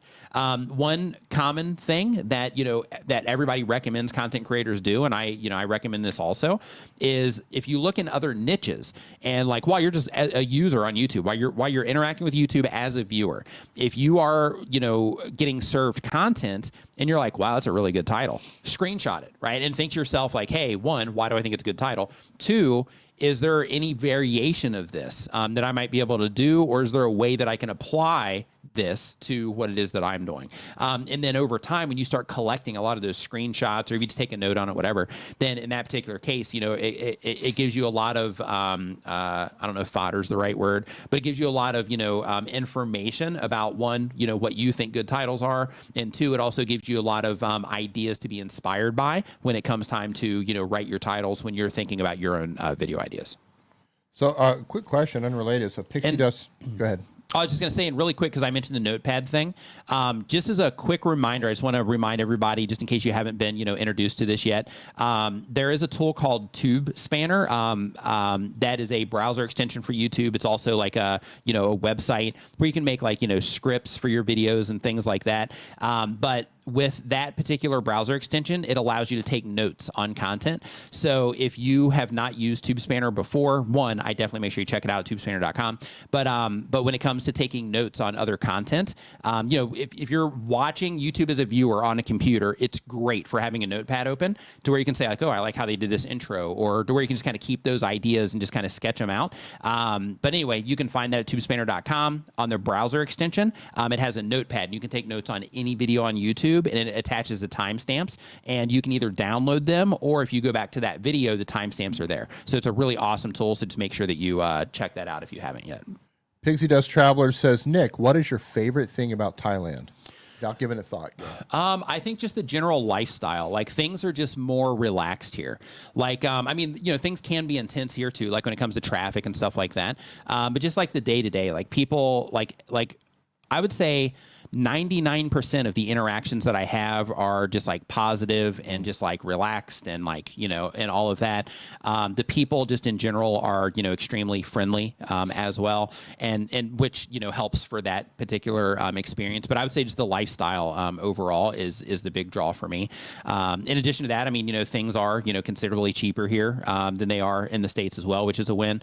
But the real thing for me though is just the, the overall lifestyle. And like one thing thing that I always think about is, like, am I, and this is kind of like a self-check that I do, but like with the day-to-day experience that I'm having, is it something that I'm enjoying? And here, the answer is almost always yes. So, for me, it's that. And then of course, my brother D, because he's here too. Unless he's stuck in Mexico. Of course. I'm glad you put that last. Then in that particular case, glad you put that last. Yeah, my favorite thing would be the lifestyle as well. It's just really laid back. Now, look, if you visited here and you come to like the heart of the tourist areas, it's going to seem pretty intense. It's got it might not seem jarring. That way. Yeah, it's jarring. But like once you get settled in and you're not in one of those high intense tourist areas. Yeah, it's really laid back, and they've got an attitude here. Besides being incredibly friendly and helpful, nobody really cares what you do. Yeah, like I can go. There's a phrase for it. Yeah. It's like you go to 7-Eleven at like 11 p.m. and there's like multiple people in there in their pajamas who just like walked up to 7-Eleven in their pajamas. Yeah. Nobody cares. Nobody cares. Nobody cares. Yeah. Nobody cares what your politics. Well, when it comes to voting times, people care about your politics. Yeah. But for local politics. For local But nobody cares about your religion. Nobody cares what your sexuality is. Nobody cares about. They just let you do whatever it is that you need to do, and just get out of your way. Yeah. And it's a hands-off society. Yeah. And I like that. Yeah, and everybody's not trying to control everybody else. And it's a hands-off society, and personal responsibility. It goes a long way. Yep. It's not a nanny state. Mm-hmm. Nobody's going to tell you no. Nobody's going to stop. And other details, right? Like this is something that that people don't really think of, but like without beating on this horse too much, like like not one time have I driven past a parked police car that's sitting on the side of the road radaring people. Yeah. Never. Yeah, I mean, they probably should. Ever. Yeah, they should. but they don't, right? Like never. Like not one time the entire time that I've been here have I driven past a parked police car that has some type of quota that they're trying to meet, and because of that, they're sitting there, clocking drivers. But again, they're number 3 right now on road casualties. Yeah. But the those types of things also are just non-existent here. So for me, that's what I mean in terms of the lifestyles. Like, there's just not a lot to worry about. Like, as long as you're not out there causing problems, the likelihood of you getting problems, like you're not going to run into much. Yeah. So if you don't look for it, it's probably not going to happen. Right. The city that we're in, you can leave, and I've done this. You can put your phone on it. You can go to Starbucks, put your phone, put your laptop on the table, and you can go do something for an hour and come back, and it's still going to be on the table. Yeah. We live in an incredibly safe city in terms of that. Yep. It's just chill, man. It's really chill. Yep. Not all cities are equal in terms of that chill, but where we're at is incredibly chill. And some things they do is, they do set up like, checkpoints so that they can, drunk driving. Yeah, for like drunk driving and stuff. They do that kind of stuff. But in terms of like, we are trying to, meet quotas, and we're trying to make sure that, we're flagging people and stuff like that. Yeah, it's fantastic. Yeah. And again, I'm really big on the personal responsibility side. Yeah, me too. Like, I don't want somebody, you can't do that, you can't go there, you can't do this. Don't just like, hey man, here's life. Right. Good luck. Good luck. Don't hurt yourself. Yeah. That's what. Yeah, like that's the mindset, and so I love that, but at the same time, it creates some danger sometimes. Yeah, it does. Here's life. Good luck. Yep. Yeah. There's no railings over there. Careful. Right. Yeah. Creative mind says need to get a passport. You do. Like, like if you haven't been out, especially if you're in America, if you haven't been out of the country, you definitely need to get a passport. Just because, like once you get out and you start seeing stuff, it really changes the way that you view what's actually happening. What's happening back there. So yeah, I definitely recommend that you do. Yeah. So Aperture Movement says, okay, YouTube convinced me of moving. YouTube convinced me I'm moving to Thailand. Oh, so here's this one too. As a woman traveling alone, Thailand made me feel extremely safe. Yeah. Yeah. Don't get me wrong. It's not without its problems. Sure. It's not without some level of issue. Humans exist here. Humans exist here. Right. A lot of crimes are actually committed by foreigners too. Some of the islands have had some issues, but generally speaking, it's incredibly safe. Yeah. Generally speaking. Yeah. Quacked Up History is our next question here. They upload when they have time. They've been on YouTube for less than a year. They do educational and entertaining content. The goal of the channel is to tell stories of history using rubber ducks. That's clever. I want to educate in a fun way. And the question is, What is click rate and what number should I aim? Hey, that's a virtual studio. Oh. No, this is all real. Yeah. This is all real. So, yeah, we can touch the. Yeah, touch this is the all walls. real. This is all real. So what your click-through rate is YouTube is showing your content to people. So as an example, if you are let's imagine that you either open up YouTube on a computer or a TV, YouTube's homepage on a computer or a TV, or in your mobile feed. What's going to happen is you're going to start, as you start scrolling and as you start looking around, you're going to see a bunch of, videos there, right? So what that is called is YouTube is showing those videos to people, but that's called an impression. So your click-through rate is how good you are at getting people to click per the amount of people that YouTube is showing your content to. So the goal that you want to try to get is, of course, you want to make your click-through rate, you want to get as high of a click-through rate as possible for a lot of impressions. What typically happens, not always, but what typically happens is when you publish a video on YouTube, the people that, in terms of how the system works, it goes to people that are most likely to engage in the content. So because of that, your metrics are usually higher when your video first gets published because those people are the perfect fit for your type of content.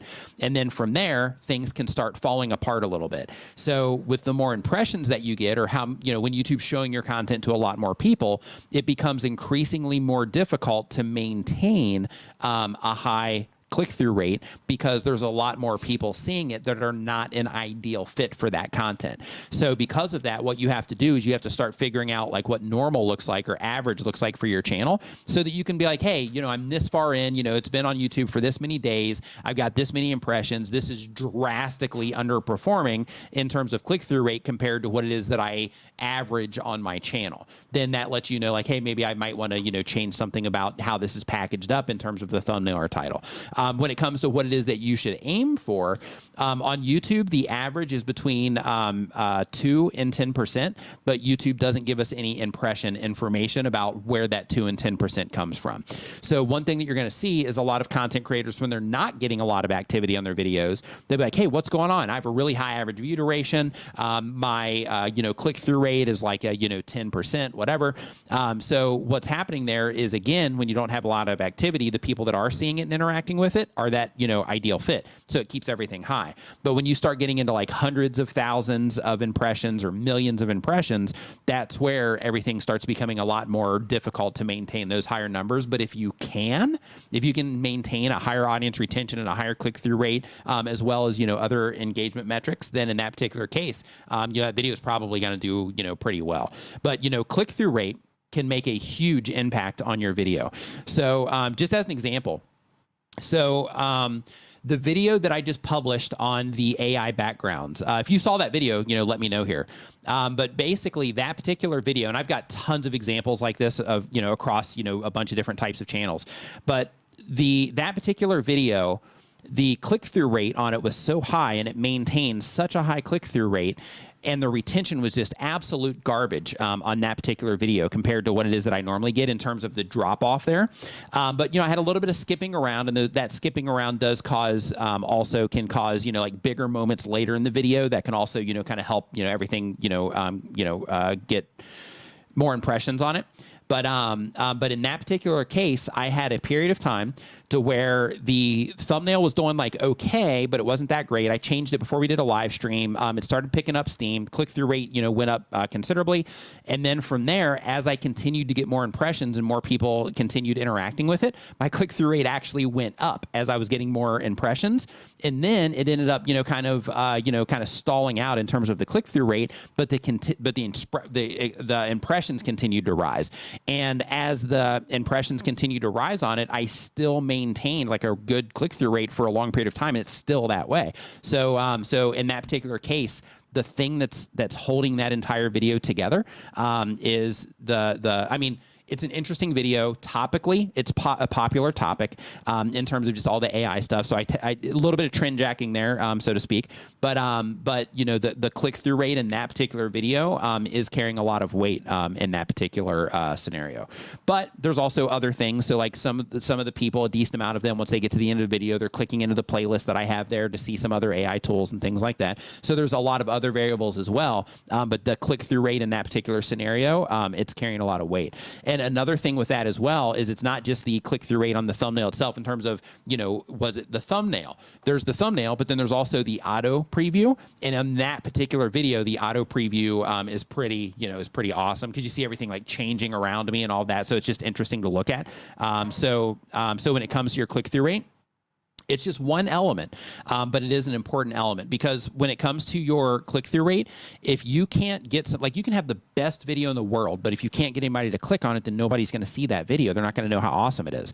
But if you can get like a competitive amount of people clicking on that video, and it's an amazing video, and like your click-through rate doesn't have to be the best, but if it's like okay, I'm competing here in terms of being able to get people to click on this, and then you have a great viewer experience for them in terms of the viewers being satisfied by the actual video content itself, then that's like like that video is probably going to do well, right?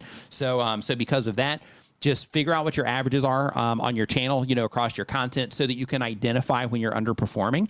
And then outside of there, just do the best that you can to try to build up some type of good expectation for the viewer. Use your thumbnail to help them identify what the content might be about and how so that they can know if it's something that matters to them or not, and then from there focus also a lot on the video content. But one of the things with YouTube is it's not just one thing, right? Because it'd be easy to game if it was just one thing. It's an accumulation of things, and you got to nail it on all of those things. And sometimes if you don't nail it on one, the other might carry the weight and so on. Hey Matt, what's going on, man? Welcome to the stream. Let's see here. So next up, we're on number 19 now. This one is from Horton Paranormal. Horton Paranormal says they have a reaction channel. The goal of the channel is to entertain others and myself. The question is, how would you tag your videos for a paranormal reaction video? I wouldn't focus too hard on the tags. Like I would definitely add like, paranormal. I would hop on TubeBuddy and I would start putting in like paranormal into their keyword explorer. You can find out more about TubeBuddy, down in the description, of course, or just go to tubebuddy.com, whatever. But you'd put, paranormal in there, put in anything, if it's related to like, if there's ghosts in there, then in that case, maybe you want to put ghosts in there if that's something that you're going to be talking about in the video. But basically, you want to say, okay, this is what the video is about, and if I'm going to be adding tags into this box, which you should, until they remove the feature. If I'm going to be adding tags into this box, then let me just add tags that are relevant to this video. That's why if you go ahead and write your title out, you use TubeBuddy, their tag generator will start giving you some suggestions on what you can use there, and then you can also use their keyword explorer before you even make the video to start figuring out how it is that you're going to optimize that video for people and other ways that people might be looking for that type of content. Next up, we've got Lavished is the next channel. They've been making videos for a year or more. They do luxury lifestyle pet combo niche. That's cool. The goal of the channel is to generate quality content while making large profits as a business. And the question is, I need a partner who is well known to mentor me and keep me in check. I'm ready to go bog or go home. I've been successful in my career and I need to generate profits for my son and to overcome my circumstances. I'll give a percentage to a solid accountability partner with good morals and ethics. So when it comes to things like this, in terms of like people like partnering, for the channel, there are people, that do that sort of thing. But in most capacities, like if you are trying to do something like that from like a mentor standpoint, there's all kinds of, free help that you can get online through, content like, I'm making right now, other content on my channel. People like Roberto Blake, who was in the chat here earlier. I think he might still be here, but he also has a YouTube channel filled with also, helpful YouTube advice. Daniel Batal was in here earlier. He has a channel filled with like video editing advice and also some, like YouTube advice in there as well. My brother's got content on his channel if you're doing stuff on a phone. There's a lot of, channels, making content like this that can, help you better understand things. But in terms of people doing it like for you or alongside you, typically people only offer that as like a paid service. So it's like a prepaid service. So basically it's like, okay, so I'm going to pay for, like as an example, like, like Daryl Lee's channel, Jumpstart, or Roberto's Awesome Creator Academy. Both of those are where, you can hop on calls with people, you can get feedback on stuff, to where you can get, some type of support, not just a lot of courses that have just the information itself, but you can also get support, you can get some feedback. There's communities around, these types of programs to where you can, also get feedback from other content creators that are in the programs and things like that. So if that's something that you're looking for, I recommend that you check out Awesome Creator Academy, that's Roberto's, or that you check out Channel Jumpstart, which is Daryl Eves. So with Daryl Eves, I would do that one more so if you are, if you're like, hey, I'm doing this seriously, and I've already got like a good understanding of kind of how things work. I just need to find something to break through. Then in that case, that's something that you might want to consider. And then with Roberto's, it's like, hey, I'm either new or I'm experienced, and I need somebody that can, kind of give me some feedback on stuff. I need somebody that is extremely knowledgeable with this to kind of, look at what it is that I'm doing and maybe point out, things that I might be doing incorrectly and stuff like that. Roberto's still here. Yeah, and he's okay. Yeah, so Roberto's still here, and it looks like Chantel also dropped a link to his Awesome Creator Academy as well. Roberto's omnipresent. Yep, he's everywhere. Roberto's always. Yeah, there. that's like a bonus of being a Sith Lord, right? You just kind of show up. He's like right? he's like Beetlejuice. Like everywhere. He's like the Beetlejuice of YouTube. Yeah. Yeah. So you say his name a couple times, like boom, there's Roberto. I'm here for your views, Chuck. I'm here for your views. So next up, we got Darker Things. Darker Things, they've been on YouTube for less than 6 months. They do true crime, urgent legends, and dark history content. The goal of the channel says I want to entertain true crime buffs in a new or different way. And the question is, how does one go about getting a YouTube channel evaluation? Same thing. I know Roberto does those. Daniel Batal does those. I know Nate over at That Nate Black, formerly of Channel Makers. He offers that service as well. Let's see here. Who else offers that? I know Daniel does. I don't think Brian's offering those anymore. But yeah, like out of those, like those will get in the right direction. I think Ed over at Film Booth offers some of that as well, and I think Think Media might also offer those, but yeah, there's definitely places. But basically, what you want to do is like some of the help channels. You got to be careful because there are people that are putting out content about YouTube that are just kind of regurgitating stuff, but they don't really get it yet. And then there's people that do get it. So just make sure that you kind of do your homework there and make sure that you work with somebody that knows what they're doing like legitimately. Like I said, Roberto, he's in the chat right now. He's one of them. So Daniel was here earlier as well. He's another one. So I would definitely reach out to one of them if you just want to make sure that you're working with somebody that is legit. Detours with Jeff. What's up, Jeff? Hope you're doing great, man. Hey, Jeff. Says they do a cruise ship vacation channel. The goal of the channel is growing my community in order to make D money. And the question is, two questions. Where's Beanie Draws been? He actually swung by not too long ago, actually. Says he used to always be in your live stream and active on Twitter, but I haven't seen him in months. Yeah, he actually swung by. Wasn't too long ago. He came by. And then says, Daryl keeps teasing the final keynote speaker by any chance. Is it D? It is not. And then he says, if not, is he going to be speaking at Vid Summit? D is not, no, but I will. D has other obligations during that time, so unfortunately, I'll be there next year. Yeah. I have obligations that are not allowing me to go this year. But I'll be there next year for sure. Yeah, but says, can't wait to see you, Nick and D, if he shows up to Vid Summit. So yeah, I'm looking forward to seeing you over there. And then D will catch you there next year when he goes. Yep. Tube Spanner in the house. What's going on, Danielle? Hope that you're doing fantastic. Says, did you hear about the new YouTuber who was arrested for assault? It was a bad misunderstanding after he was told he needed to hit 1,000 subscribers. He needed to hit 1,000 subscribers. Got it. Took me a second. I was like, we need to change it's a good one. Good one. The super chat to what? To a oh, for that one? Just just for when Danielle comes in. Oh, just like make a unique one. Just a unique Danielle. Yeah. And so it's the sad trombone, but it has to be like a super sad trombone. Yeah. Yeah. With crackles. That's a good one though. Yeah, like that's a good one though. Yeah, that's not bad. That's one of the better ones that you've had. Yeah. In the past month.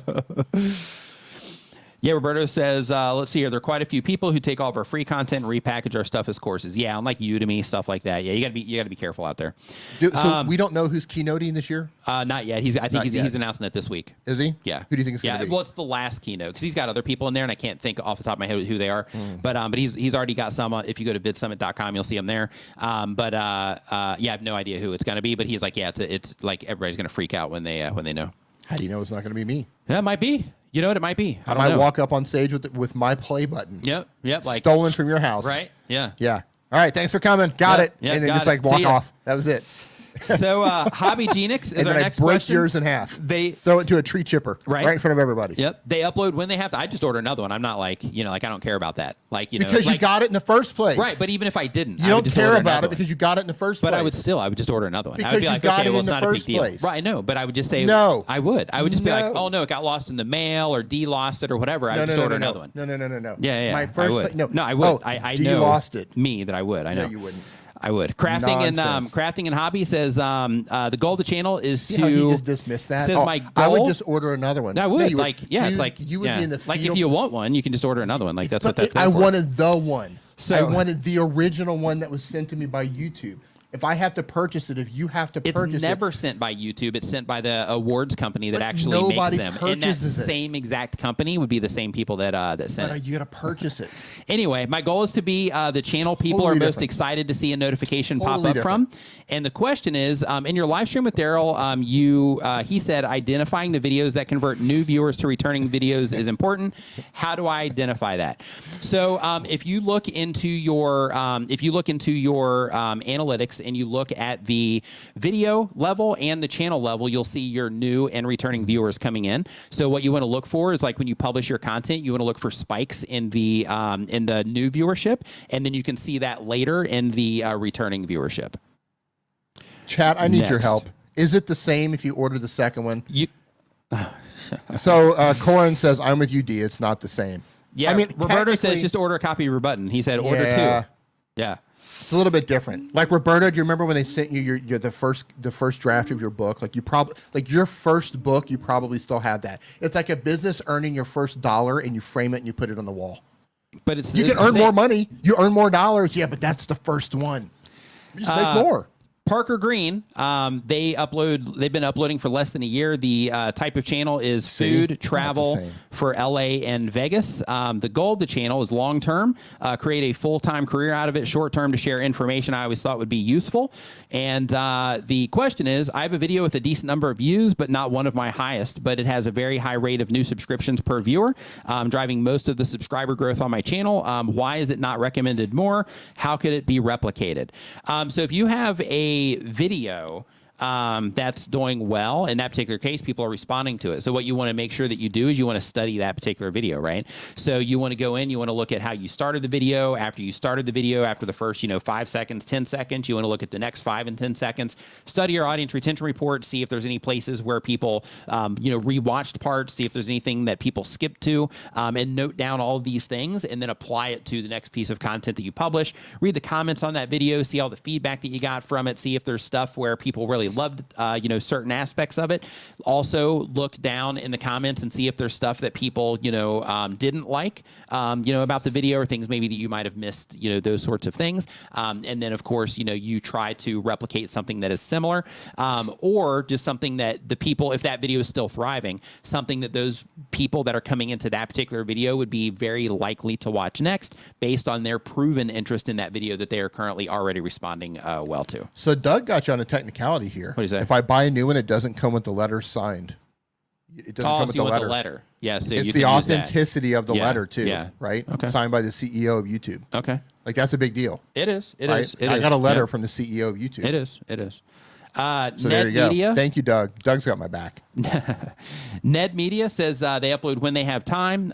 They have a news channel. The goal of the channel is to make money. The question is, what should, if YouTube is not for me? Stop making videos. Yeah. Like, if YouTube isn't for you, then there's no sense in fighting uphill. If you're like, hey, I'm doing this and I'm just not motivated to do it, I don't like doing it, I don't want to learn the stuff to do it, I don't want to put in any work to this, then just don't do it. Like, there's no rule that says you have to do YouTube. Shark Scrapper is the next channel. Can I add something to that? Yeah, go ahead. There's no shame in stopping. Not at all. Doing this. Here's the thing.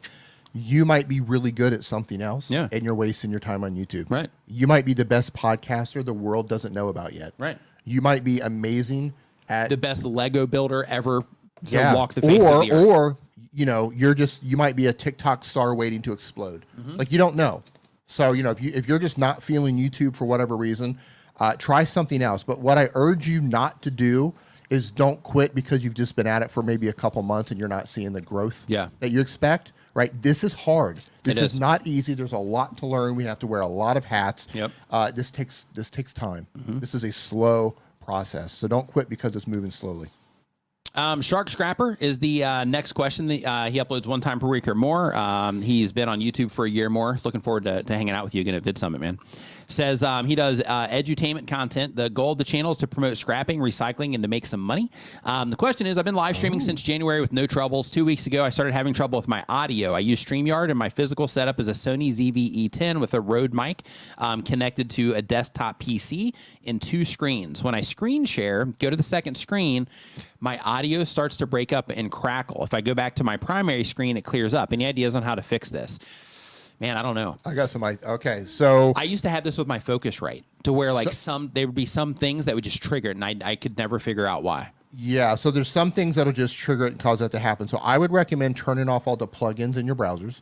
Oh yeah. I would make sure you don't have a bunch of tabs open, because open tabs can actually pull resources from your machine. I don't know how powerful your machine is. Oh, yeah. Right? We've got a really powerful machine over here, and that's kind of crapping out on us as well. That's why I'm using my laptop now. Turn off all the plugins. Make sure all of your other tabs are closed. Don't have things running in the background.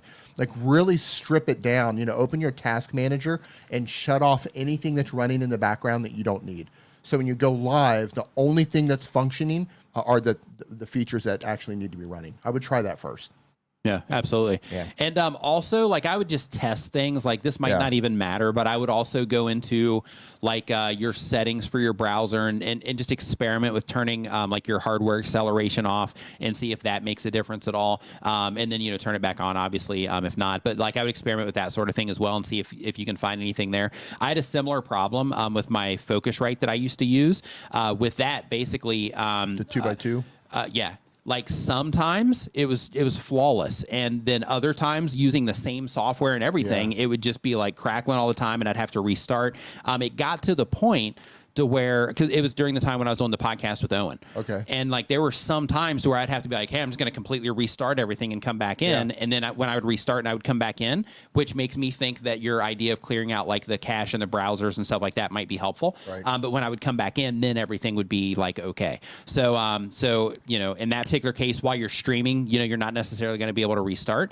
But, you know, maybe restarting before you stream, you know, just to kind of clear everything out and freshen everything up before you go for it. As a rule of thumb, I try to restart the machine before I stream, because that, just like you said, restart your stream. Restart your stream, open the task manager, shut down things you don't need, disable plugins in the browser that you're using. Yeah. And Roberta said he ordered a second play button and it came with a letter. Okay, nice. Still not the same, but thank you, Roberto. That's actually good. Nice. Love it. I'll at least consider it now. Resin Dragon Studios says they upload 1 time per week or more. They have a maker channel. Awesome. The goal of the channel is to share my experiences and educate with different art forums. The question is, what types of titles are better? Clickbaity titles like, okay, I'm not even going to read the rest of the question. I'm going to tell you right now that the best titles are ones that you'll be able to deliver on the viewer experience with. So, you know, of course, you definitely want to make sure that you are being compelling, because, you know, like when it comes to titles, you can just be informative, and that's okay. But if you are compelling and you're trying to think like, okay, what does somebody really need with this type of content? Like, what would really, you know, make sense for them if this were to show up on their homepage, to where it's like, yeah, I really want to see this because it's got to, you know, help me solve this problem, or it's the, you know, this particular type of entertainment that I'm seeking, or something like that. But, you know, try to be just don't be misleading, because if you're misleading, then what's going to happen is people will click on your videos and then they'll quickly abandon the video, which is a bad sign to YouTube that people are not enjoying the content. So the whole goal is you're trying to get as much watch time per impression as possible on every surface of YouTube. So if they're showing your thumbnail to somebody, or your thumbnail and title, and they're clicking on it, they're coming in, they're having a good experience with the video, then that's great signs to YouTube that people are enjoying the content and the whole experience, and they're not being misled or anything like that. But when you publish content, and you're like, hey, I'm just going to make a super clickbaity thumbnail just to get people to click on this video, then in that particular case, if they end up abandoning the video, then that tells YouTube that something isn't right there, and then that can cause them to not show that video to, you know, as many people. Think Media in the house. What is going on, Sean? Hope that you're doing fantastic. Hope that you guys are doing fantastic over there. Sending you love right back all the way up in Seattle. Is there any AI tools that you consistently use and really love right now? Absolutely. I'm like really going down on this stuff. He's been going hard on this. Yes. Go ahead. So I love Kyber right now. I love Midjourney right now. Basically, how I'm using those two together is like, for example, like if I'm making a thumbnail, and they're actually publishing it soon. You might even have back-end access to this as well because they sponsor you also. But I made a thumbnail for the StreamYard channel about live streaming, and I was like, okay, well, I can take a bunch of pictures, or let me try using Midjourney. And I was like, okay, cell phone laying on a desk. Then it gives me that shot, and then I'm like, okay, live streaming setup, and I can't remember the exact prompt, but basically I did 2 more with different types of live streaming setups, and then I made them into like a 3-panel, thumbnail. And instead of having to go to either take the pictures or go to a stock website and find the photos that I needed, I just hopped into Midjourney and then put everything together there. So that's cool. In addition to that, Kyber is cool. I'm in the process of trying to get better at Kyber. With Kyber, it is AI video. Same with Runway Gen 2, to where you can take images either that you already have, or you can make something in Midjourney, upload it into there, and then you can essentially create B-roll with it. So in my opinion, I think that whole AI video thing is going to be incredible for us in the future for just all content creators when it comes to B-roll. But both of those are fantastic. Of course, using ChatGPT, we all know how helpful that's been. TubeBuddy's title generator is also cool, just for kind of giving you some extra ideas before you put the video together. TubeSpanner's AI script writing tool is cool, just for kind of giving a starting point. If you're like just talking about something. Let's see here, what else? Yeah, I think off the top of my head, I think that's it. But like the thing that I'm really getting into personally, just is like, okay, if I'm not working on like YouTube stuff, I'm like, okay, hey, let's mess with AI video. I'm having a field day with AI video stuff. So yeah, so for me, I would say it's mostly those things that I listed there. But yeah, I'm super impressed. Sometimes it nails it with the like if you take an image from and Photoshop generative fill is also cool. That one's fun. Yeah, it's really incredible. So yeah. I have a video, Sean, on my channel right now about AI backgrounds and how to basically just recreate your entire environment using AI, and that's done with Firefly for the free version. And then if you have Photoshop, the beta version where it has generative fill, then you can kind of spice up the background. So this is really cool. In that video, I didn't give this example, but a utility example for that is like, let's say somebody's making videos and they're on the road, and let's say it's like a talking head video. Then in that particular case, let's say they're making a video in a hotel and there's this big ugly door over here. There's some like awkward hallway that just makes the scene feel kind of weird. Then they can take that screenshot, drop it into Photoshop generative fill, and just tell it to either fill that with a wall or to, make it a window with an ocean view or something like that. And then it'll do it. And then they can just lay that on top their video, mask it out, and then like that door's not there anymore.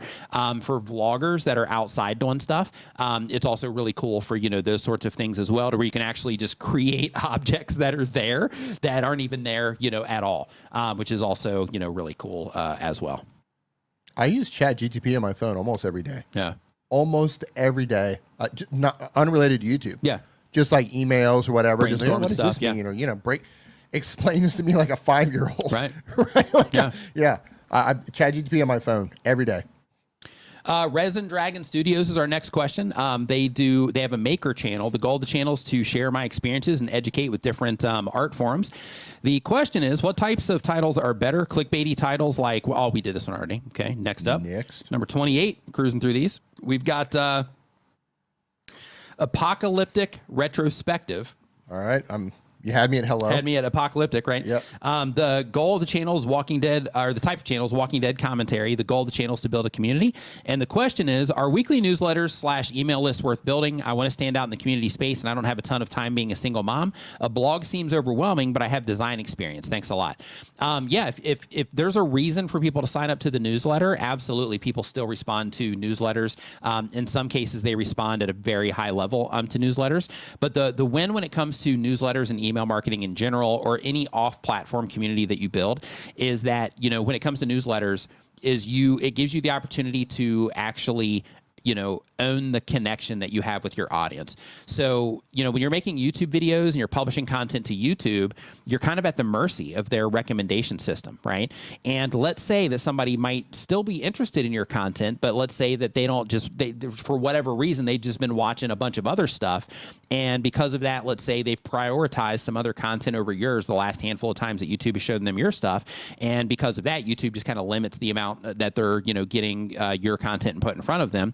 And when you have your newsletter, then in that particular case, one of the wins there is, every time you publish it, it's at least getting into their inbox, or at least in their, spam box or promotion box. Like it's getting in, in their stuff, in some particular way, without relying on anything external in terms of the social media platforms that you're on, getting that in front of them. So because of that, it can be very advantageous to have, that type of thing. And with that too, like in addition to owning your audience, there's also additional value there. So like, for example, if you start doing sponsorships in the future and stuff like that, then you can also add that as part of the packages that you offer, where it's like, hey, I have my YouTube channel, but I also have 150,000 subscribers on my email that I can also send this out to spread awareness about what it is that you're doing as well. So it just gives you that opportunity to to be able to leverage additional things for any affiliate stuff that you do, for letting people know when you publish videos, for sponsor deals, all kinds of, fun ways that you can use it. Next up, we've got Snow Family Racing. Snow Family Racing, they upload 1 time per week or more. The type of channel is classic American car how-tos and racing them. Oh, that's cool. The goal of the channel is to document and preserve how to work on these cars as well as have fun with them. And the question is, if we mention a product and have an affiliate link in the description, do we need to hit the paid promotion button? No, you do not, because they are not giving you something in advance in order to make the content. Now, if they send you a wrench, then in that particular case, you need to disclose it. But if you are making something and they haven't, paid you for that, then in that particular case, or paid you or giving you anything, for it, then in that particular case, you do not have to check the box to saying that it's a paid promotion. Next up on the list here, we are at 45. Wow. Yeah, on fire, cruising. Oh, I'm sorry, we're on 30. Oh. Sorry. Yep. So built me up and tore me back down. Right? Yeah, I'm like, let's we're going for the gut here. Yeah. So Ari Shakira says that they've been on YouTube for 1 year or more. The type of channel is a reaction channel. The goal of the channel is to grow an amazing audience and increase the amount of views that I get for each video. And the question is, I've been on YouTube for a year now. I currently have 484 subscribers, and I want to know how to get my audience to respond to my community post, so I can get feedback and suggestions for things that they would like me to react to. So Flyride, what's going on, man? Hope you're doing awesome. Flyride. So the very first thing is, of course, making sure that you are getting some activity on your videos. Yes, your community posts can get in front of people that are not subscribed to your channel, but if you have activity happening on your channel, then you're increasing the likelihood of that. But the next thing is to start posting things that are likely to gain some type of response. That can be a poll. Those typically do pretty well on YouTube, to where it's just a simple, yes or no question that they can answer, or like, hey, here's 3 items, which thing, like in your case, you are making, let's see here, what do they say? Reactions, right? So in that particular case, say, hey, out of the videos that I'm putting, like, what shows do you love the most, right? You don't even have to say what shows you want me to react to. What show do you love the most? And then list 3 different shows, and then see if anybody, responds that way. But I would start with polls, because people, typically respond the most to those. And then from there, as your community grows, then people will respond to them more. But I would start leveraging the thing that is, that usually gets the most engagement, which is polls. Think Media says they've been doing this for 16 years. Yep. Wow. Grinding it out. Wow. That's yep. I'm rolling up on 9, so pretty far behind you, but That's incredible. Yeah. 16 years. So listen, I know somebody was asking earlier about getting started in editing and all of that stuff. Go follow Sean's incredible journey. Yeah. Where he started. He's one of the ones that's put it out there like, hey, this is where I started.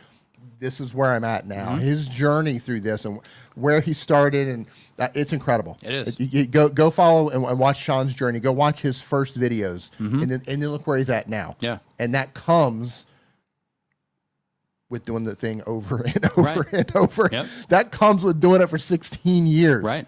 over and over and over and over and hitting record over and over and over. Yep. Just press and record. Press the heck out of record. 16 years worth of content. Yeah, he's pressed the heck out of that record. Record. It's like, oh my gosh, can you give me a break? Record buttons filing restraining orders against you. All right, I've had enough. All right, I've had enough. That's enough, Sean. Come on, man. I can't take it anymore.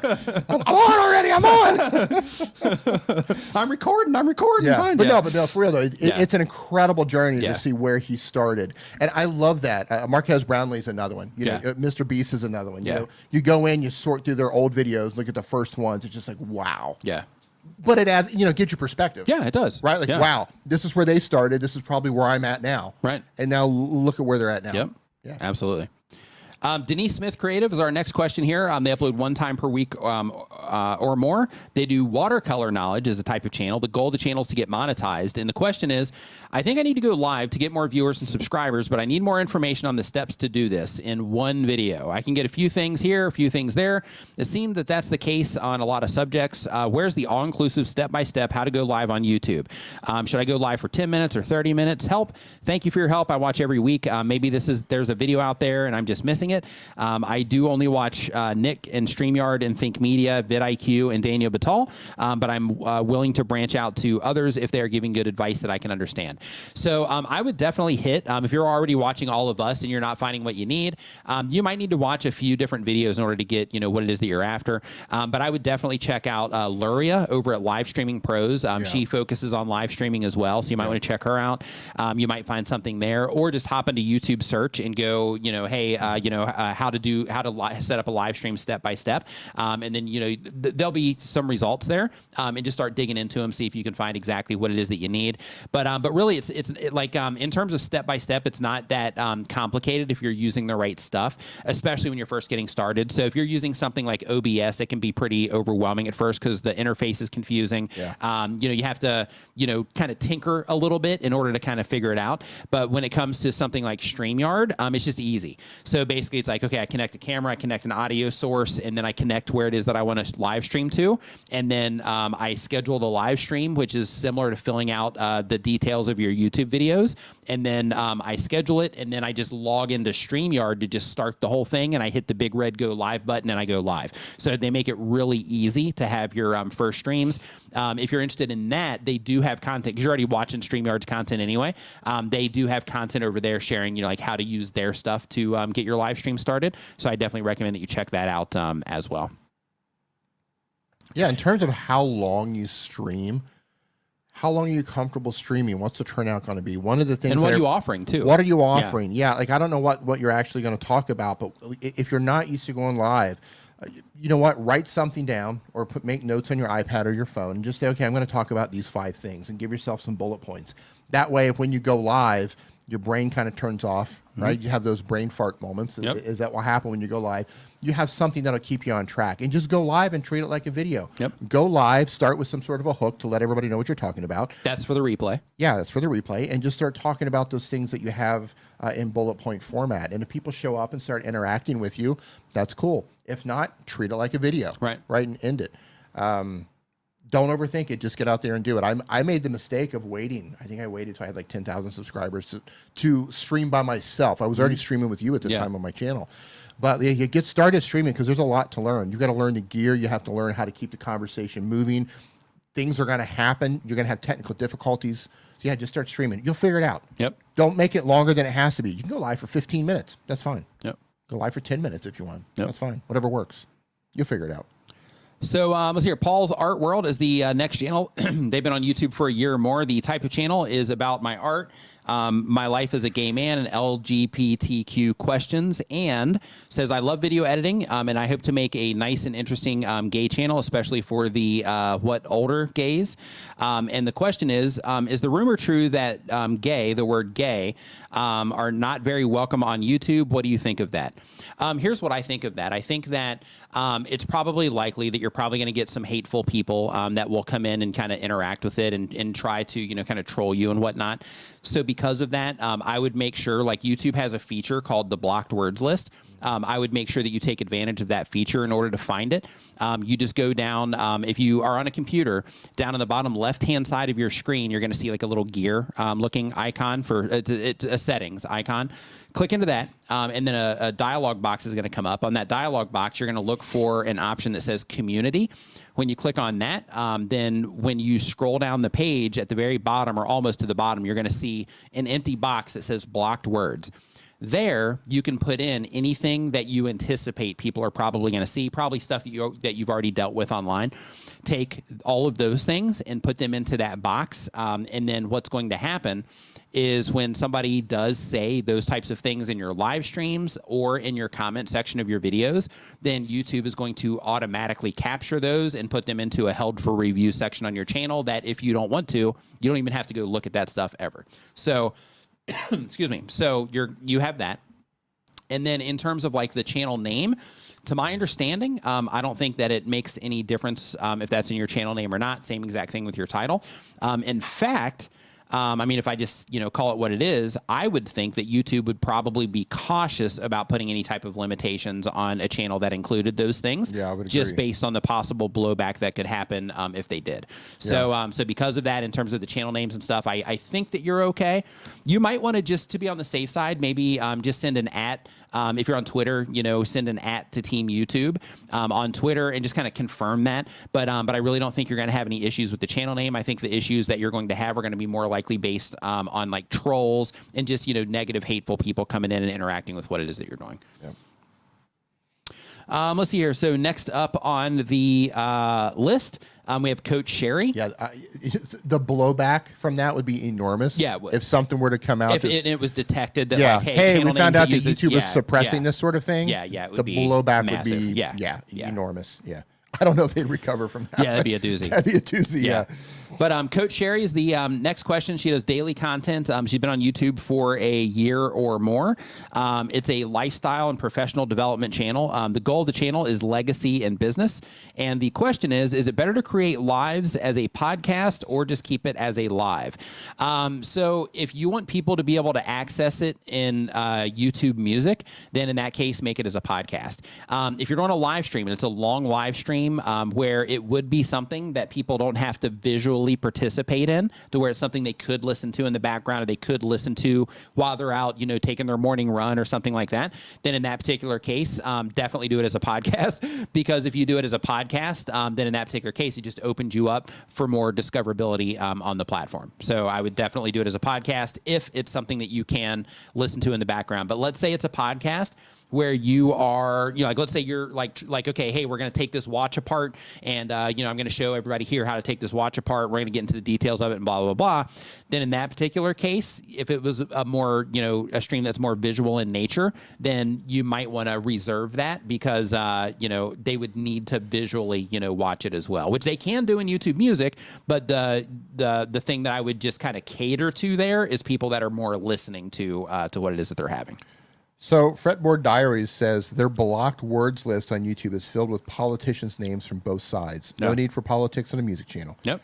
Yeah, totally. I've added all sorts of things like that, and all sorts of. I block those ads too. So just as a heads up, since you're adding those to your blocked words list, you can also block those in the ads that are being served on your content. So I also block that stuff too because I'm just not a fan of any of it. So I block those types of things. Yeah, I'm all for people having conversations. Yeah. But some people love to steer it in certain directions. Right. Like you can watch it, like how to use a YouTube thumbnail, or how to make a YouTube thumbnail on your phone, and it gets steered into politics. Right. You're just like, man, come on. Right. I mean, so because of that, I try to block a lot of that. So Think Media asked a great question here. It says, what's your honest opinion of faceless channels? Big opportunity, challenges, underrated or overrated? I think they're underrated, and I think they're underrated if because they're done well. Yeah, if they're done well. Well, I think they're underrated. Yeah. I think they're underrated because like there's a lot of potential content creators that would love to do YouTube, but they have the gigantic hurdle of like, what are people going to think about me and all the judgment that comes from that. So because of that, I think it gives people an opportunity to make content that might have not made content. So because of that, I think it's great. In addition to that, when it comes to faceless channels, channels, the thing that you have to connect to is the voice. So because of that, it does remove some judgment from, the content creator. So for example, like let's say that, there's somebody in here earlier that asked the question about their age and, how that, would apply to YouTube. And when it comes to a faceless YouTube channel, a facelick channel. Yeah. But when it comes to a faceless channel, facelick channel. Yeah. But YouTube, can I be monetized? It's just all puppies. Just licking faces. Yeah. It's just all puppies. All you just puppies lay on the floor and just have your face licked by puppies. That's just the most adorable thing, right? That would be, that would be adorable. Puppy licker. Yeah. Right. There's my channel name @puppy licker. Right. Yeah. But I think the challenge with that would be like having like a fresh batch of puppies that would be coming in, like because they would age, right? Yeah. So having where it's like, oh, you're too old now, we got to get new puppies. I don't know. Well, yeah, you could like up the ante too, and just like have street dogs try to lick you. Right. Like, will they lick you or bite you? Right. Yeah, right? I don't know. But yeah, when it comes to faceless channels, though, I think it's a good opportunity there. But I think it also removes some of that judgment in terms of people. Everybody has biases, right? So like when you watch something, it's like I don't know what it is about this person. There's just something there's that whole thing. Yeah. So it just removes some of that. So I think there is an opportunity there, and some faceless YouTube channels just crush it. And when it comes to faceless, you have like, okay, are we doing faceless where it's just like an AI voice and then graphics, or is it to where they're doing like some type of animation and then they're able to express themselves through the voice side of it, those types of things. But I think faceless channels are fine as long as they are providing the golden rule, providing some type of value to people that can help people in some way. I'm not a fan of low effort faceless channels. Yeah. There are a lot of low effort channels that just stick up like a single image or something like that. Just really low effort. Yeah. And you can tell that it's low effort. Yeah. I think a faceless channel that's done well and it's put together and it's, it holds my attention, I'm all for it. Yeah. Underrated. Yeah, me too. Yeah. Underrated. I mean, it's a lot of work. Yeah. I would even go as far to say if you've got a faceless channel, you're probably putting in more work editing wise. Unless you're hiring it out. Yeah. Unless you're hiring it out, right. But somebody's going to do more. A really good looking faceless channel is probably going to have more editing involved than our types than Talking Head, I would bet. Yeah. Because everything has to be moving at all times. Right. Versus just us communicating in front of the camera, right? And throwing some B-roll on top. Yeah. So yeah, like I've worked with faceless channels before, and with them like retention, all that stuff. Like people respond to them similar to regular videos, so people still have to do all the stuff, so to speak. But when it comes to it being like an opportunity, that sort of thing, absolutely. But I think on the challenge side, like Dee was saying, if somebody's going to do it themselves, then they have all that extra work, because if you can get on camera, then it kind of lowers the amount of extra stuff that you have to do. You still got to do the extra. I mean, you don't have to, but you can still do the extra stuff, but it lowers that to where it's like, well, I don't have like a real way to kind of explain this, so I'll just go on camera and just explain that part and then get back into it or whatever. But for the people that don't have that option, if they're doing, faceless, then, it does add that, unless they're hiring it out. So I've considered, starting, some faceless channels. I'm just not there yet in terms of other stuff that I have to get out of the way. There are some other faceless channels to consider. Like I've watched moto vlogging channels. Totally, like POV channels. POV channels. Totally. I have no idea what the person looks like, but maybe they just walk around the city or just moto vlogging or something. I have no idea what they look like. Walking channels too. Where they're walking around. Exact thing. Yeah, they're walking through the forest, so they're going on paths, like hiking. I have no idea what they look like. Right. So there's that version, but that's not low effort to me. Right. Like there's something cool with that, especially when it's got good audio. As they're walking, you can hear the crunching in the feet. Totally. Yeah, so I think there's it comes in a lot of forms. Yeah, it comes in a lot of forms. Yeah. Underrated, I think. Yeah. And no, I would not be licking the puppies. The puppies will be licking me. Licking my face. Hopefully. Yeah. That's a good boy. There you go. Good boy. Good boy. Yeah. Yeah, that would probably do, like on TikTok or something, that probably do as well as the NPCs. Can you believe this? Do you see what's happening there with the NPCs? Lay it on me. Oh my gosh. So on TikTok. Yeah. So basically what people are doing is they are NPC, for anybody, just for clarity here, that means like non-player character. And what people are doing is they're like recreating like, characters out of games and things like that. Oh, so you're talking about the live streaming? Yeah. Yeah, I have seen it. Thank you for the rose. But there's also dudes that are in like full military gear doing the same exact thing, like it's some like Call of Duty thing or something like that. Like there's all kinds of crazy stuff. And some of these people are making like thousands of dollars per day. I was going to say the one I saw, just going like, thanks for the rose. It's like, oh my gosh. They're pretending to be characters, animated characters. They're pretending to be that. I saw one streamer, it was a female. She was making like $4,000 per stream. Yeah, it's crazy. Yeah, and she's just. I mean, good for her. Yeah. But I mean, it's just in my brain. In my brain, I just don't understand it. In my brain, I thought I've made a terrible mistake. Right. Like I've done everything wrong in my life. If people are going on and pretending to be game characters on live streams and they're making $4,000 in a stream. Right. I've done everything wrong. It's interesting. Right. Everything. Yeah. Every choice I've ever made that's led up to here has been wrong. Yeah, it's absolutely absolutely crazy. I think it's cool though. Listen, man. If you can figure out, things are evolving that way. Yeah, for the OG, because somebody did it first. Yeah, like for that person, high five to them for being like, okay, this is going to be absolutely nuts, but I'm going to just try it anyway and just see what people do. Right. And here's a conversation with a friend or a significant other, whatever. Yeah. All right, here's what I'm going to do. Right. I'm going to go live on TikTok. Right. Hear me out. Don't say anything yet. Yeah. I'm going to go live on TikTok and pretend to be an NPC. Yep. And just kind of be animated and just be repetitive, like I'm in a loop almost. Yep. And people are going to give me money. Yep. I'm going to make thousands of dollars in a single stream. Right. And they'll be like, yeah, okay, good luck with that. Right. Now think of that same person on an airplane, right? So like right now, right, you have that conversation. Hey, what do you do? I make content for YouTube. I do this, that, and the other thing. Right. And they're like, oh, well, that's interesting. How do you make money? Blah, blah, blah. But like in that one, it's like, oh, I'm a non-player character on TikTok. Yeah. What does that mean? I pretend to be an NPC game character on TikTok. But high five though. Like, and I make more money than everybody on this plane combined. Right.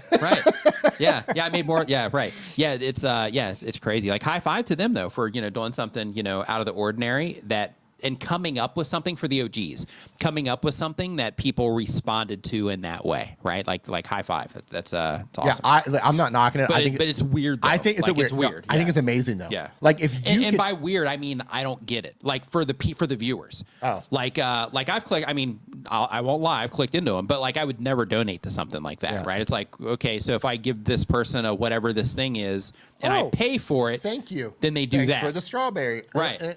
Right. Yeah. It's like what? Yeah, it's interesting. So yeah, I can only imagine. So whenever I fly back, this is one of my fun things that I like to do with U.S. immigration. For whatever reason, whenever we fly home to the USA, customs and immigration, you go through immigration, you would think they would just be like, "Welcome home," and just give you your passport. Mm-hmm. 20 questions. Yeah. Because we live outside of the country. Yeah. Where do you live? What are you doing over there? What are you doing over there? Why you been there for so long? Yeah. You don't love America? Yeah, you don't love the United States? It's funny. How come you haven't been back here in 9 months? Right. Who do you live with over in Thailand? Right. It's unbelievable. Yeah, it's so ridiculous that it's funny. It's so it's basically like papers. Where are you going though? Yeah. No. So yeah. Okay, where are you going? Who are you going to see? Literally, you get 9 out of 10 times when I try to go into the U.S., I get treated as if I'm trying to sneak in illegally. Right. It's like I'm trying to sneak in and I get caught. Right. Yeah. I don't know what it is. They just have a thing. Like if you're out for so long and you try to come back, it's really difficult. Anyway, so one of my guilty pleasures is they say, so what do you do for a living? And I like to just tell them different things. So that would be a funny one. Oh, yeah. Yeah, that was where I was going with that. The whole thing is, so what do you do for a living? Yeah, I'm an NPC on TikTok. Yeah. All right, you're not gonna understand this, but I'm an NPC player on TikTok. Yeah. And then we go, what is that? And then I'd be able to do it. Yeah. I'd be able to do it for him. Yeah.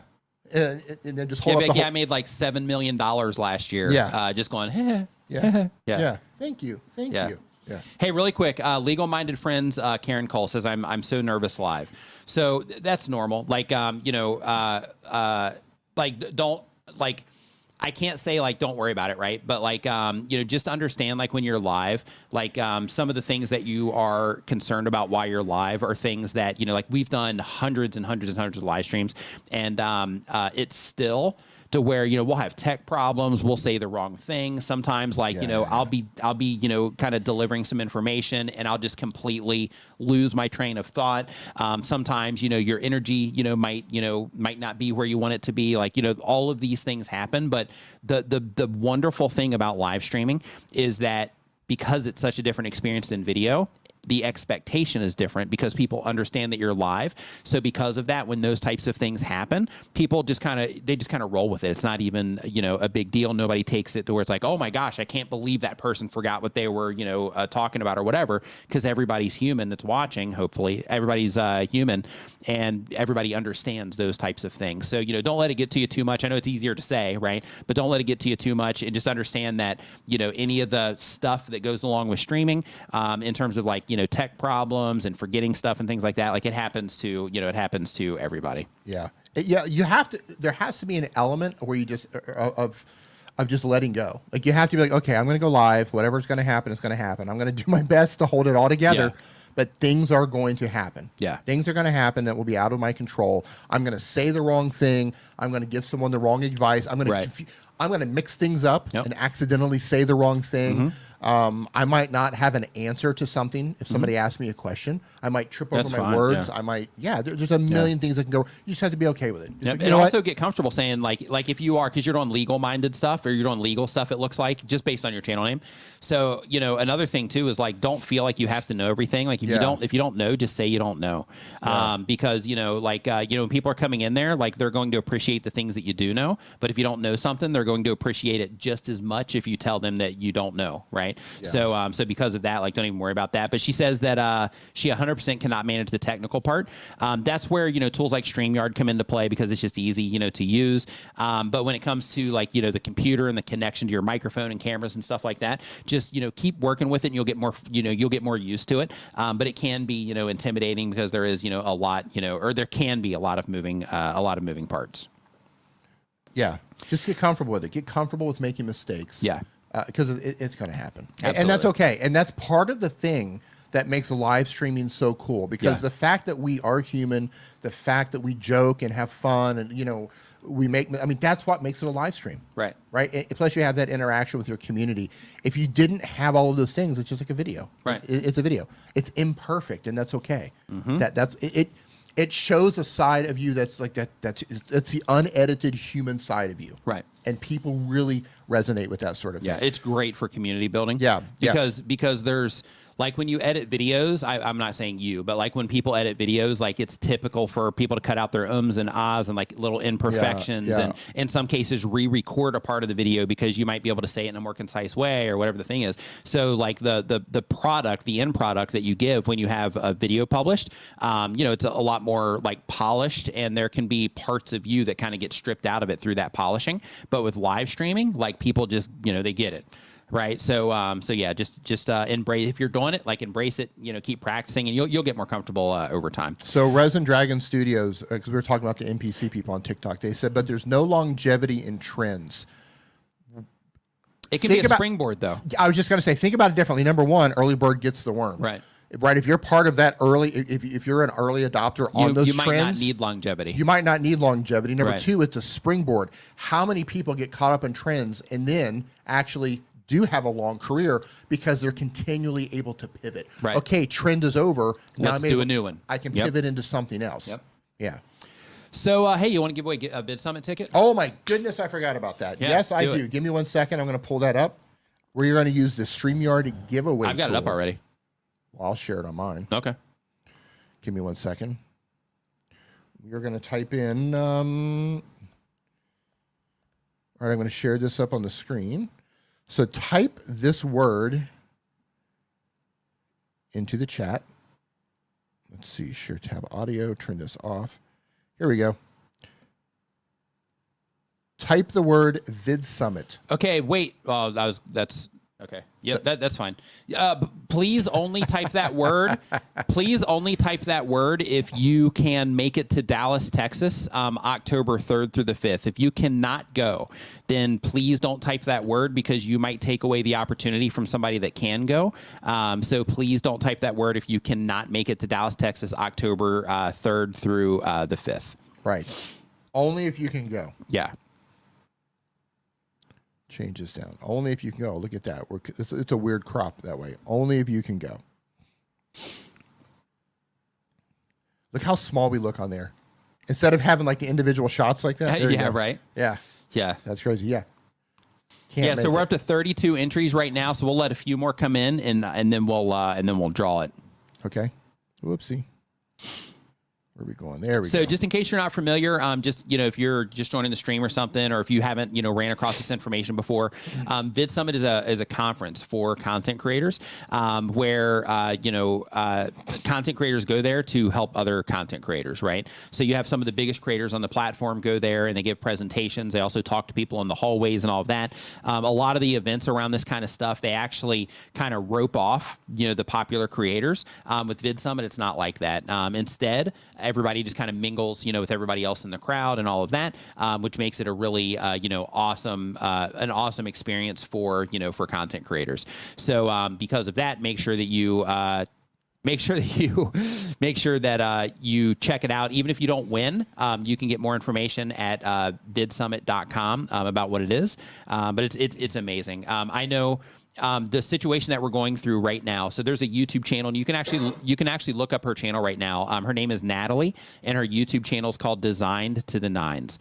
Oh yeah. It was a few years ago. She was in the same exact scenario. She was watching this show with me and Dee, and the same exact thing was happening where Daryl, gave us permission to, give away some tickets, and she won.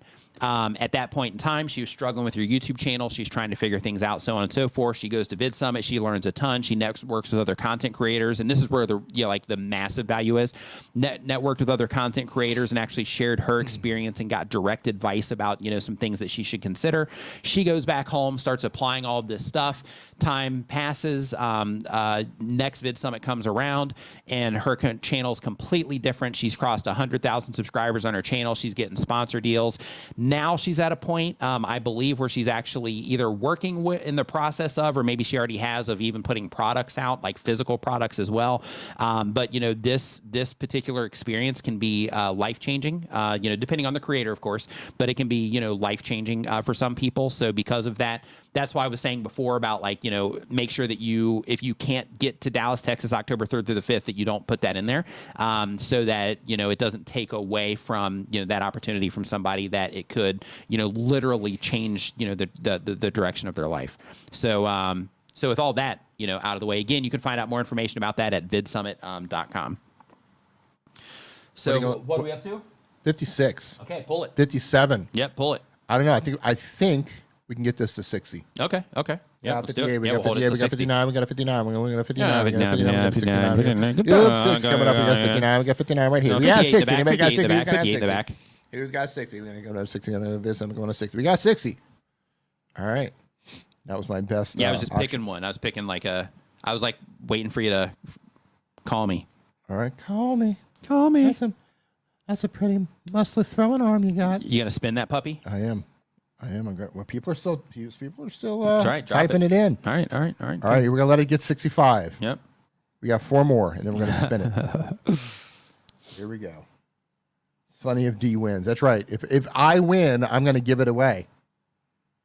Which would be the same as if you just didn't put your Vid Summit in the chat. No, but then I get to choose who it goes to. Oh, yeah, true. And it's going to be whoever wants to give me $850. That's a two. Hey, you know what? I'm putting it in here too. Why not? Right? Yeah, I'm going already, but I'll put it in there too. Why not? Okay. Wow, 63. We might not be able to spin it. Yep. Yeah. If I happen to win it, then I'll give it to a channel member. Oh, there you go. Me too. Up 65. Here. Ready to go? Here we go. All right, here we go. You're Drum roll. So last Saturday, Daniel and I were streaming on the StreamYard channel. I got one better. Is this like an intro before you hit it, or like no? I got to tell you here. So yeah, and we're getting cut off. So last Saturday, the audio wasn't working. He's the one who did the drum roll. Okay. And it wasn't working. So we decided to tap on the microphones, and it sounds like a helicopter. So if you tap on the microphone, it fires up the chopper. That's how we're doing it. Fire up the chopper. The chopper. Okay. Here we go. 69.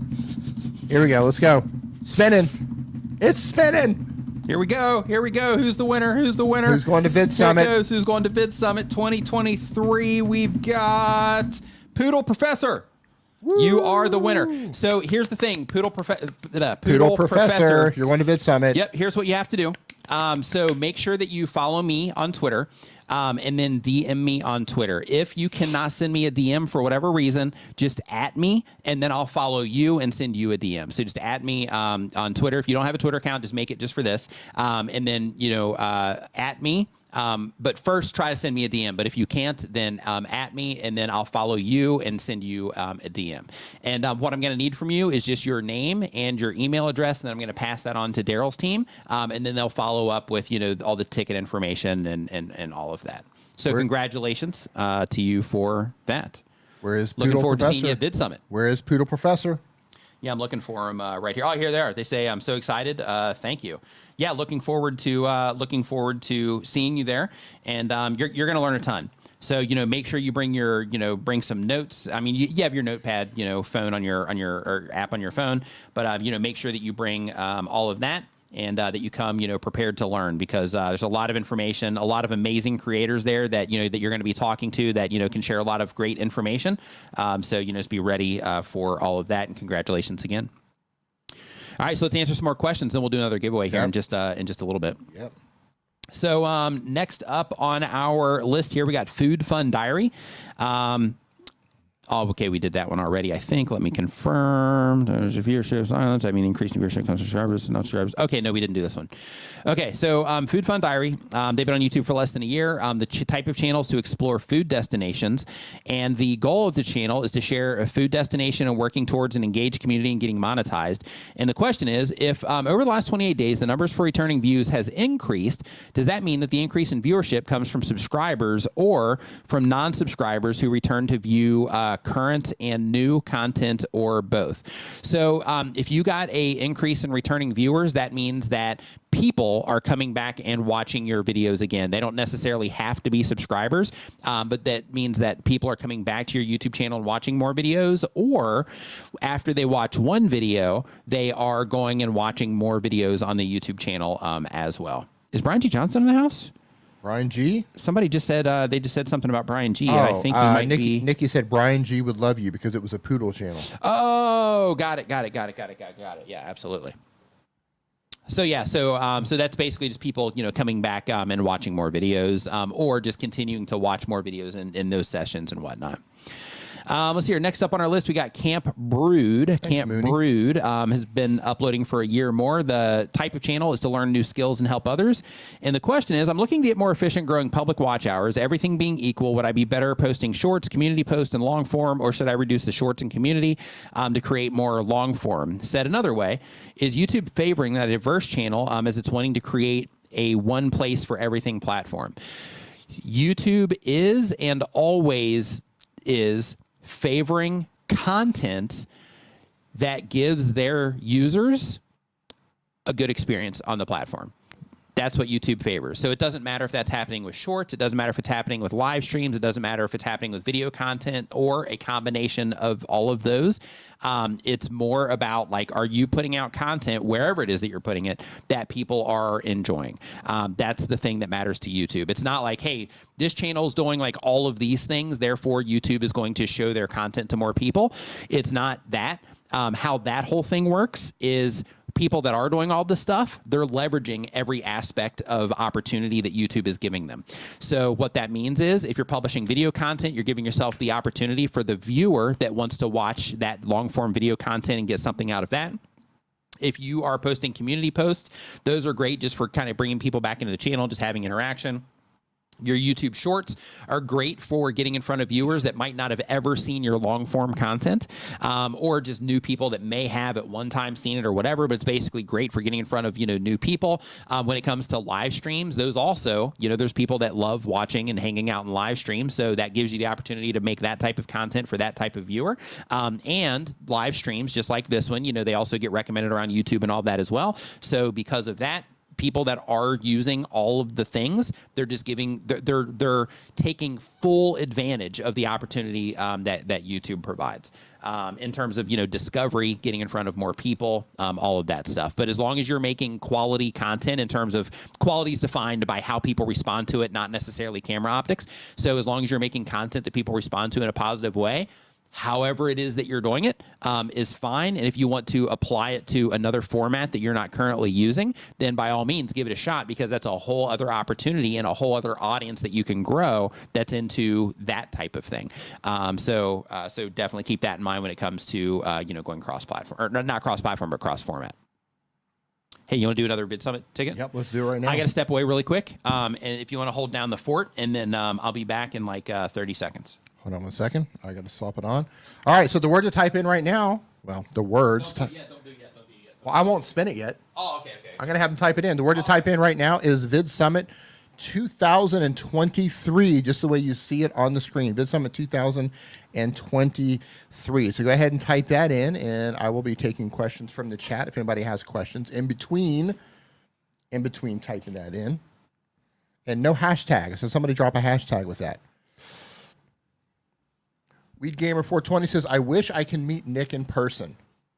Yeah. He will be at Vid Summit. Yeah, and again, only type this in if you can go to Dallas, Texas, and you can actually go to Vid Summit. This is the ticket itself. It's worth around $1,000. This is not for your hotel. This is not for the transportation there. This is for the ticket to the event itself. So go ahead and type that in.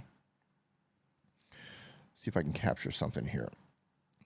Vid Summit 2023. You got it. No hashtag. Yeah, Nick will be at Vid Summit. Nick is speaking at Vid Summit this year. That's right. On fashion with networking, people, is it okay to... Let's see. Going through Vid Summit. You got it. If I want a ticket to go this year, I'm getting drunk as a skunk. What do you say? Roger Wakefield says, come to Dallas, Texas. Yeah. After party at Roger's house. Yep. Roger is from Texas. Yeah, all sorts of fun over at Roger's house. Yeah, hotels are filling up fast. I saw, I think, was it Daryl that posted it, or maybe it was the Vid Summit Instagram account. They opened up some more rooms, I think, because the hotels were selling out fast. Yeah. There are a couple of hotels. Yeah, I'm really interested to see what it's like this year. Yeah. Chantel says, I'd love to be there, but Australia is very far. Yep, I feel your pain. I absolutely feel your pain. So is the distance? It's far, man. That's a big It's far trip. from here too. Yeah. That's a really big trip. Okay, how many we got in there, D? They're still bringing them in, 55. Okay. So this is a question. Nine Pigs Media says, how many channels can I have before it becomes a dumb thing to do? I now have 3 channels. Well, it depends. Like, if you can manage them and you have other people that can like help you put them together, things like that, then in that case, 3 is fine. If you are not having any results with anything that you're doing, then in that particular case, focusing on one so that you can work on the skills to get that one going, and then saying, okay, now I know, what people, respond to and how to get people to respond. So now let me start doing some other channels. That's usually like a better way to go. But when you are running 3 different YouTube channels at the beginning, it might seem like not that much, because then you just have to make, like, let's say you do like a video per week for each channel or something like that. In that particular case, it's still, 3 videos that you have to publish, but it's not as intense because like the community isn't as big. You're not managing sponsorships. You're not managing like, additional business related things around the content. So because of that, it starts out relatively easy, but it can get increasingly more difficult. The way that people handle it when it starts getting more difficult is often, people will start, hiring people to help with things and stuff like that. So as long as you're open to do that sort of thing, that's fine. But if you are just learning how to do this and all of that, in that particular case, I really recommend that you get really good at one channel for a bit, and then you can get momentum on one channel, and then from there, once you get that, then you start spreading out if you're still interested in doing that. All right, so now we have... Speak Spanish Now says, are there mixers after the sessions at Vid Summit? Asking for a friend. Yeah, so how that works is after after this one's a little bit different because it's at the convention center, and then people, after the event will be going to hotels and stuff. But typically how it works is when the event is in a hotel is that, people will hang out in the lobby and stuff like that afterwards. Sometimes we'll stay up like super late, just hanging out and, all that stuff. But here I'm going to guess that once everything is finished for the event at the hotels, that people will go back to the hotels, and there'll probably be individual things. Probably all of the hotel lobbies are just going to be filled with content creators, just like, like any of the other conferences that are at convention centers. The hotel lobby is going to be filled with, other content creators that you're still going to be, continuing to network with and stuff like that. So typically how this works, just for insight for those of you that are that are going for the first time, is one of the amazing things about this, in my opinion anyway, is you are like thinking about content and networking with other people about content pretty much from the time you wake up until the time that you go to bed, which is pretty cool. So basically you wake up and then like you go to like grab breakfast and it's like, oh, hey, there's some creators, let's go talk. And then, you go and you're like talking with some people there. And then, once the event starts, then you're, doing the whole thing there. And then once it's all finished, then you end up going, somewhere else, hanging out in hotel lobbies, stuff like that, hanging out with other people there. And it just keeps going, which is pretty awesome. So what do we got, D? Where are we at? I usually don't sleep much when we're there. Yeah, same. You just get a few hours of sleep while I'm there. 64. All right. Yeah, let's get a couple more in there. Get a couple more before we spin it, because this is the last one we're giving away, right? Yep. Today. For today. And we'll have more next weekend too, right? Mm-hmm. Maybe. Yeah, we'll see. Maybe. All right, we'll get a couple more in there. 64. We get one more, and I'm spinning it. I'm going to spin it. One more. Spin it. Who's it going to be? Yeah, Shark Scrapper. He went last year. He says the energy is amazing. Yeah. It is. It's basically, you get to be in an environment for a few days with like a bunch of creatives. Yeah, it's pretty awesome. Yeah, it's awesome, full of energy, and it's exhausting at the same time. Yeah, like by the time it's over, you're like, whoo, I am beat. Yeah, totally. All right, ready? Here we go. Okay, here we go. It's spinning.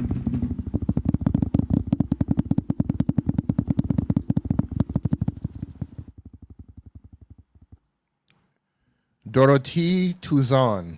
She won one Thursday. What? Yep, she just won twice. No way. So, yep. So, hey, in your particular case. No way. Yeah. So if you have like a friend or, somebody that, wants that extra ticket, you got it. So, you won it fair and square. So same thing, just like the last one. I mean, I already have your information, so I can just pass it on as the winner there. But if you could send me a message, because we're already connected on Twitter from the last one. So if you could just shoot me a message and let me know what you want to do with that extra ticket. If you're going to like bring somebody with you as like a +1 or something like that, that's fine. Or if you're like, hey, I put my thing in there, but I don't know if I'll be bringing someone else, whatever. Just like shoot me a message on Twitter and just let me know what it is that you're gonna do there, and then I'll pass that information on to Daryl and his team, and then they will follow up with you from there. Twice. Yep. Nailed it. Who wins Nailed it. Twice? Right. That's like $2,000 worth of Vid Summit tickets. Yeah, that's awesome. Nice work. Twice. Yeah, so that's great. When did you win the other one? When you were streaming with Daryl? Yeah, when I streamed with Daryl on Thursday. How many did you give away then? I think we gave away 4, I believe. You gave away 4 and she won 1. Yep. Wow. So on that note, I want to thank everybody for hanging out in the stream today. I hope that you learned something from the content that is put out today. I do want to remind everybody, first off, make sure you check vidsummit.com for the ticket information there and more information about that if you didn't win. But I do want to remind you, if you are, just getting started on this journey, that when it comes to YouTube, a lot of content creators will get discouraged at the beginning because, maybe they're publishing videos and they're not seeing the results that they expected based on other videos they're watching on YouTube and things like that. But keep in mind that, with this, it's not an easy thing to do, right? And because of that, there are, skills that you have to learn and things that you need to, understand along the way and stuff like that. So if you're at a point right now where you're thinking to yourself like, man, this is like really tough and all of that, I encourage you to hang on and push through it, because if you just embrace where you're at in the learning curve and stop looking at it like, oh, like I got people watching, but people aren't subscribing. Like, it's good that you're identifying those problems, but just remember that, like, where you're at in the learning curve is still like way up here. We're all always still learning. We're just further down the road, right? But where you're at in the learning curve is way back here. And you need to get things, further, there's more you gotta, learn, more videos you gotta publish, things like that. So just embrace where you're at in the learning curve and keep on trucking. Or keep on riding a scooter. Or keep riding a scooter or walking. Yeah, keep on walking down that road, I guess. Walking. Yeah, keep on walking down that road. Power walking. Jogging. Yeah, absolutely. Kind of getting your lungs going, right? Getting some blood pumping. I miss like keep on trucking. I miss that era. Do you? Yeah. What would that be? The 70s? I don't know. 70s, early 80s. Okay. Yeah. Yeah, like BJ and the Bear. Yeah. Smokey the Bandit. Yeah. Cannonball Run. Yeah, I miss those days. That stuff. Yeah. Those good times. Yeah, it's good looking back on them making movies about those times. Yeah. Yeah, totally. Yeah. Well, D. Hey, you got a super chat. You got a super chat coming in. Super chat. Pristine Auto Dealer. Thank you so much for the super chat. Says thank you for your wisdom as always. Hey, thank you so much for the super chat. Yeah, thank you for the super chat. Glad that you're enjoying the content. Yeah, D just left me hanging there. D, great stream. Everybody have an awesome rest of your weekend, and we will see you next Saturday at 9 a.m. Eastern. Make sure that you check the video description. There's lots of stuff down there for you as well. It's helpful tools for you as a content creator. And make sure you check out D's channel if you haven't already. And have a great rest of your weekend, and we'll see you next time. Yep, thank you, Pristine. Last super chat of the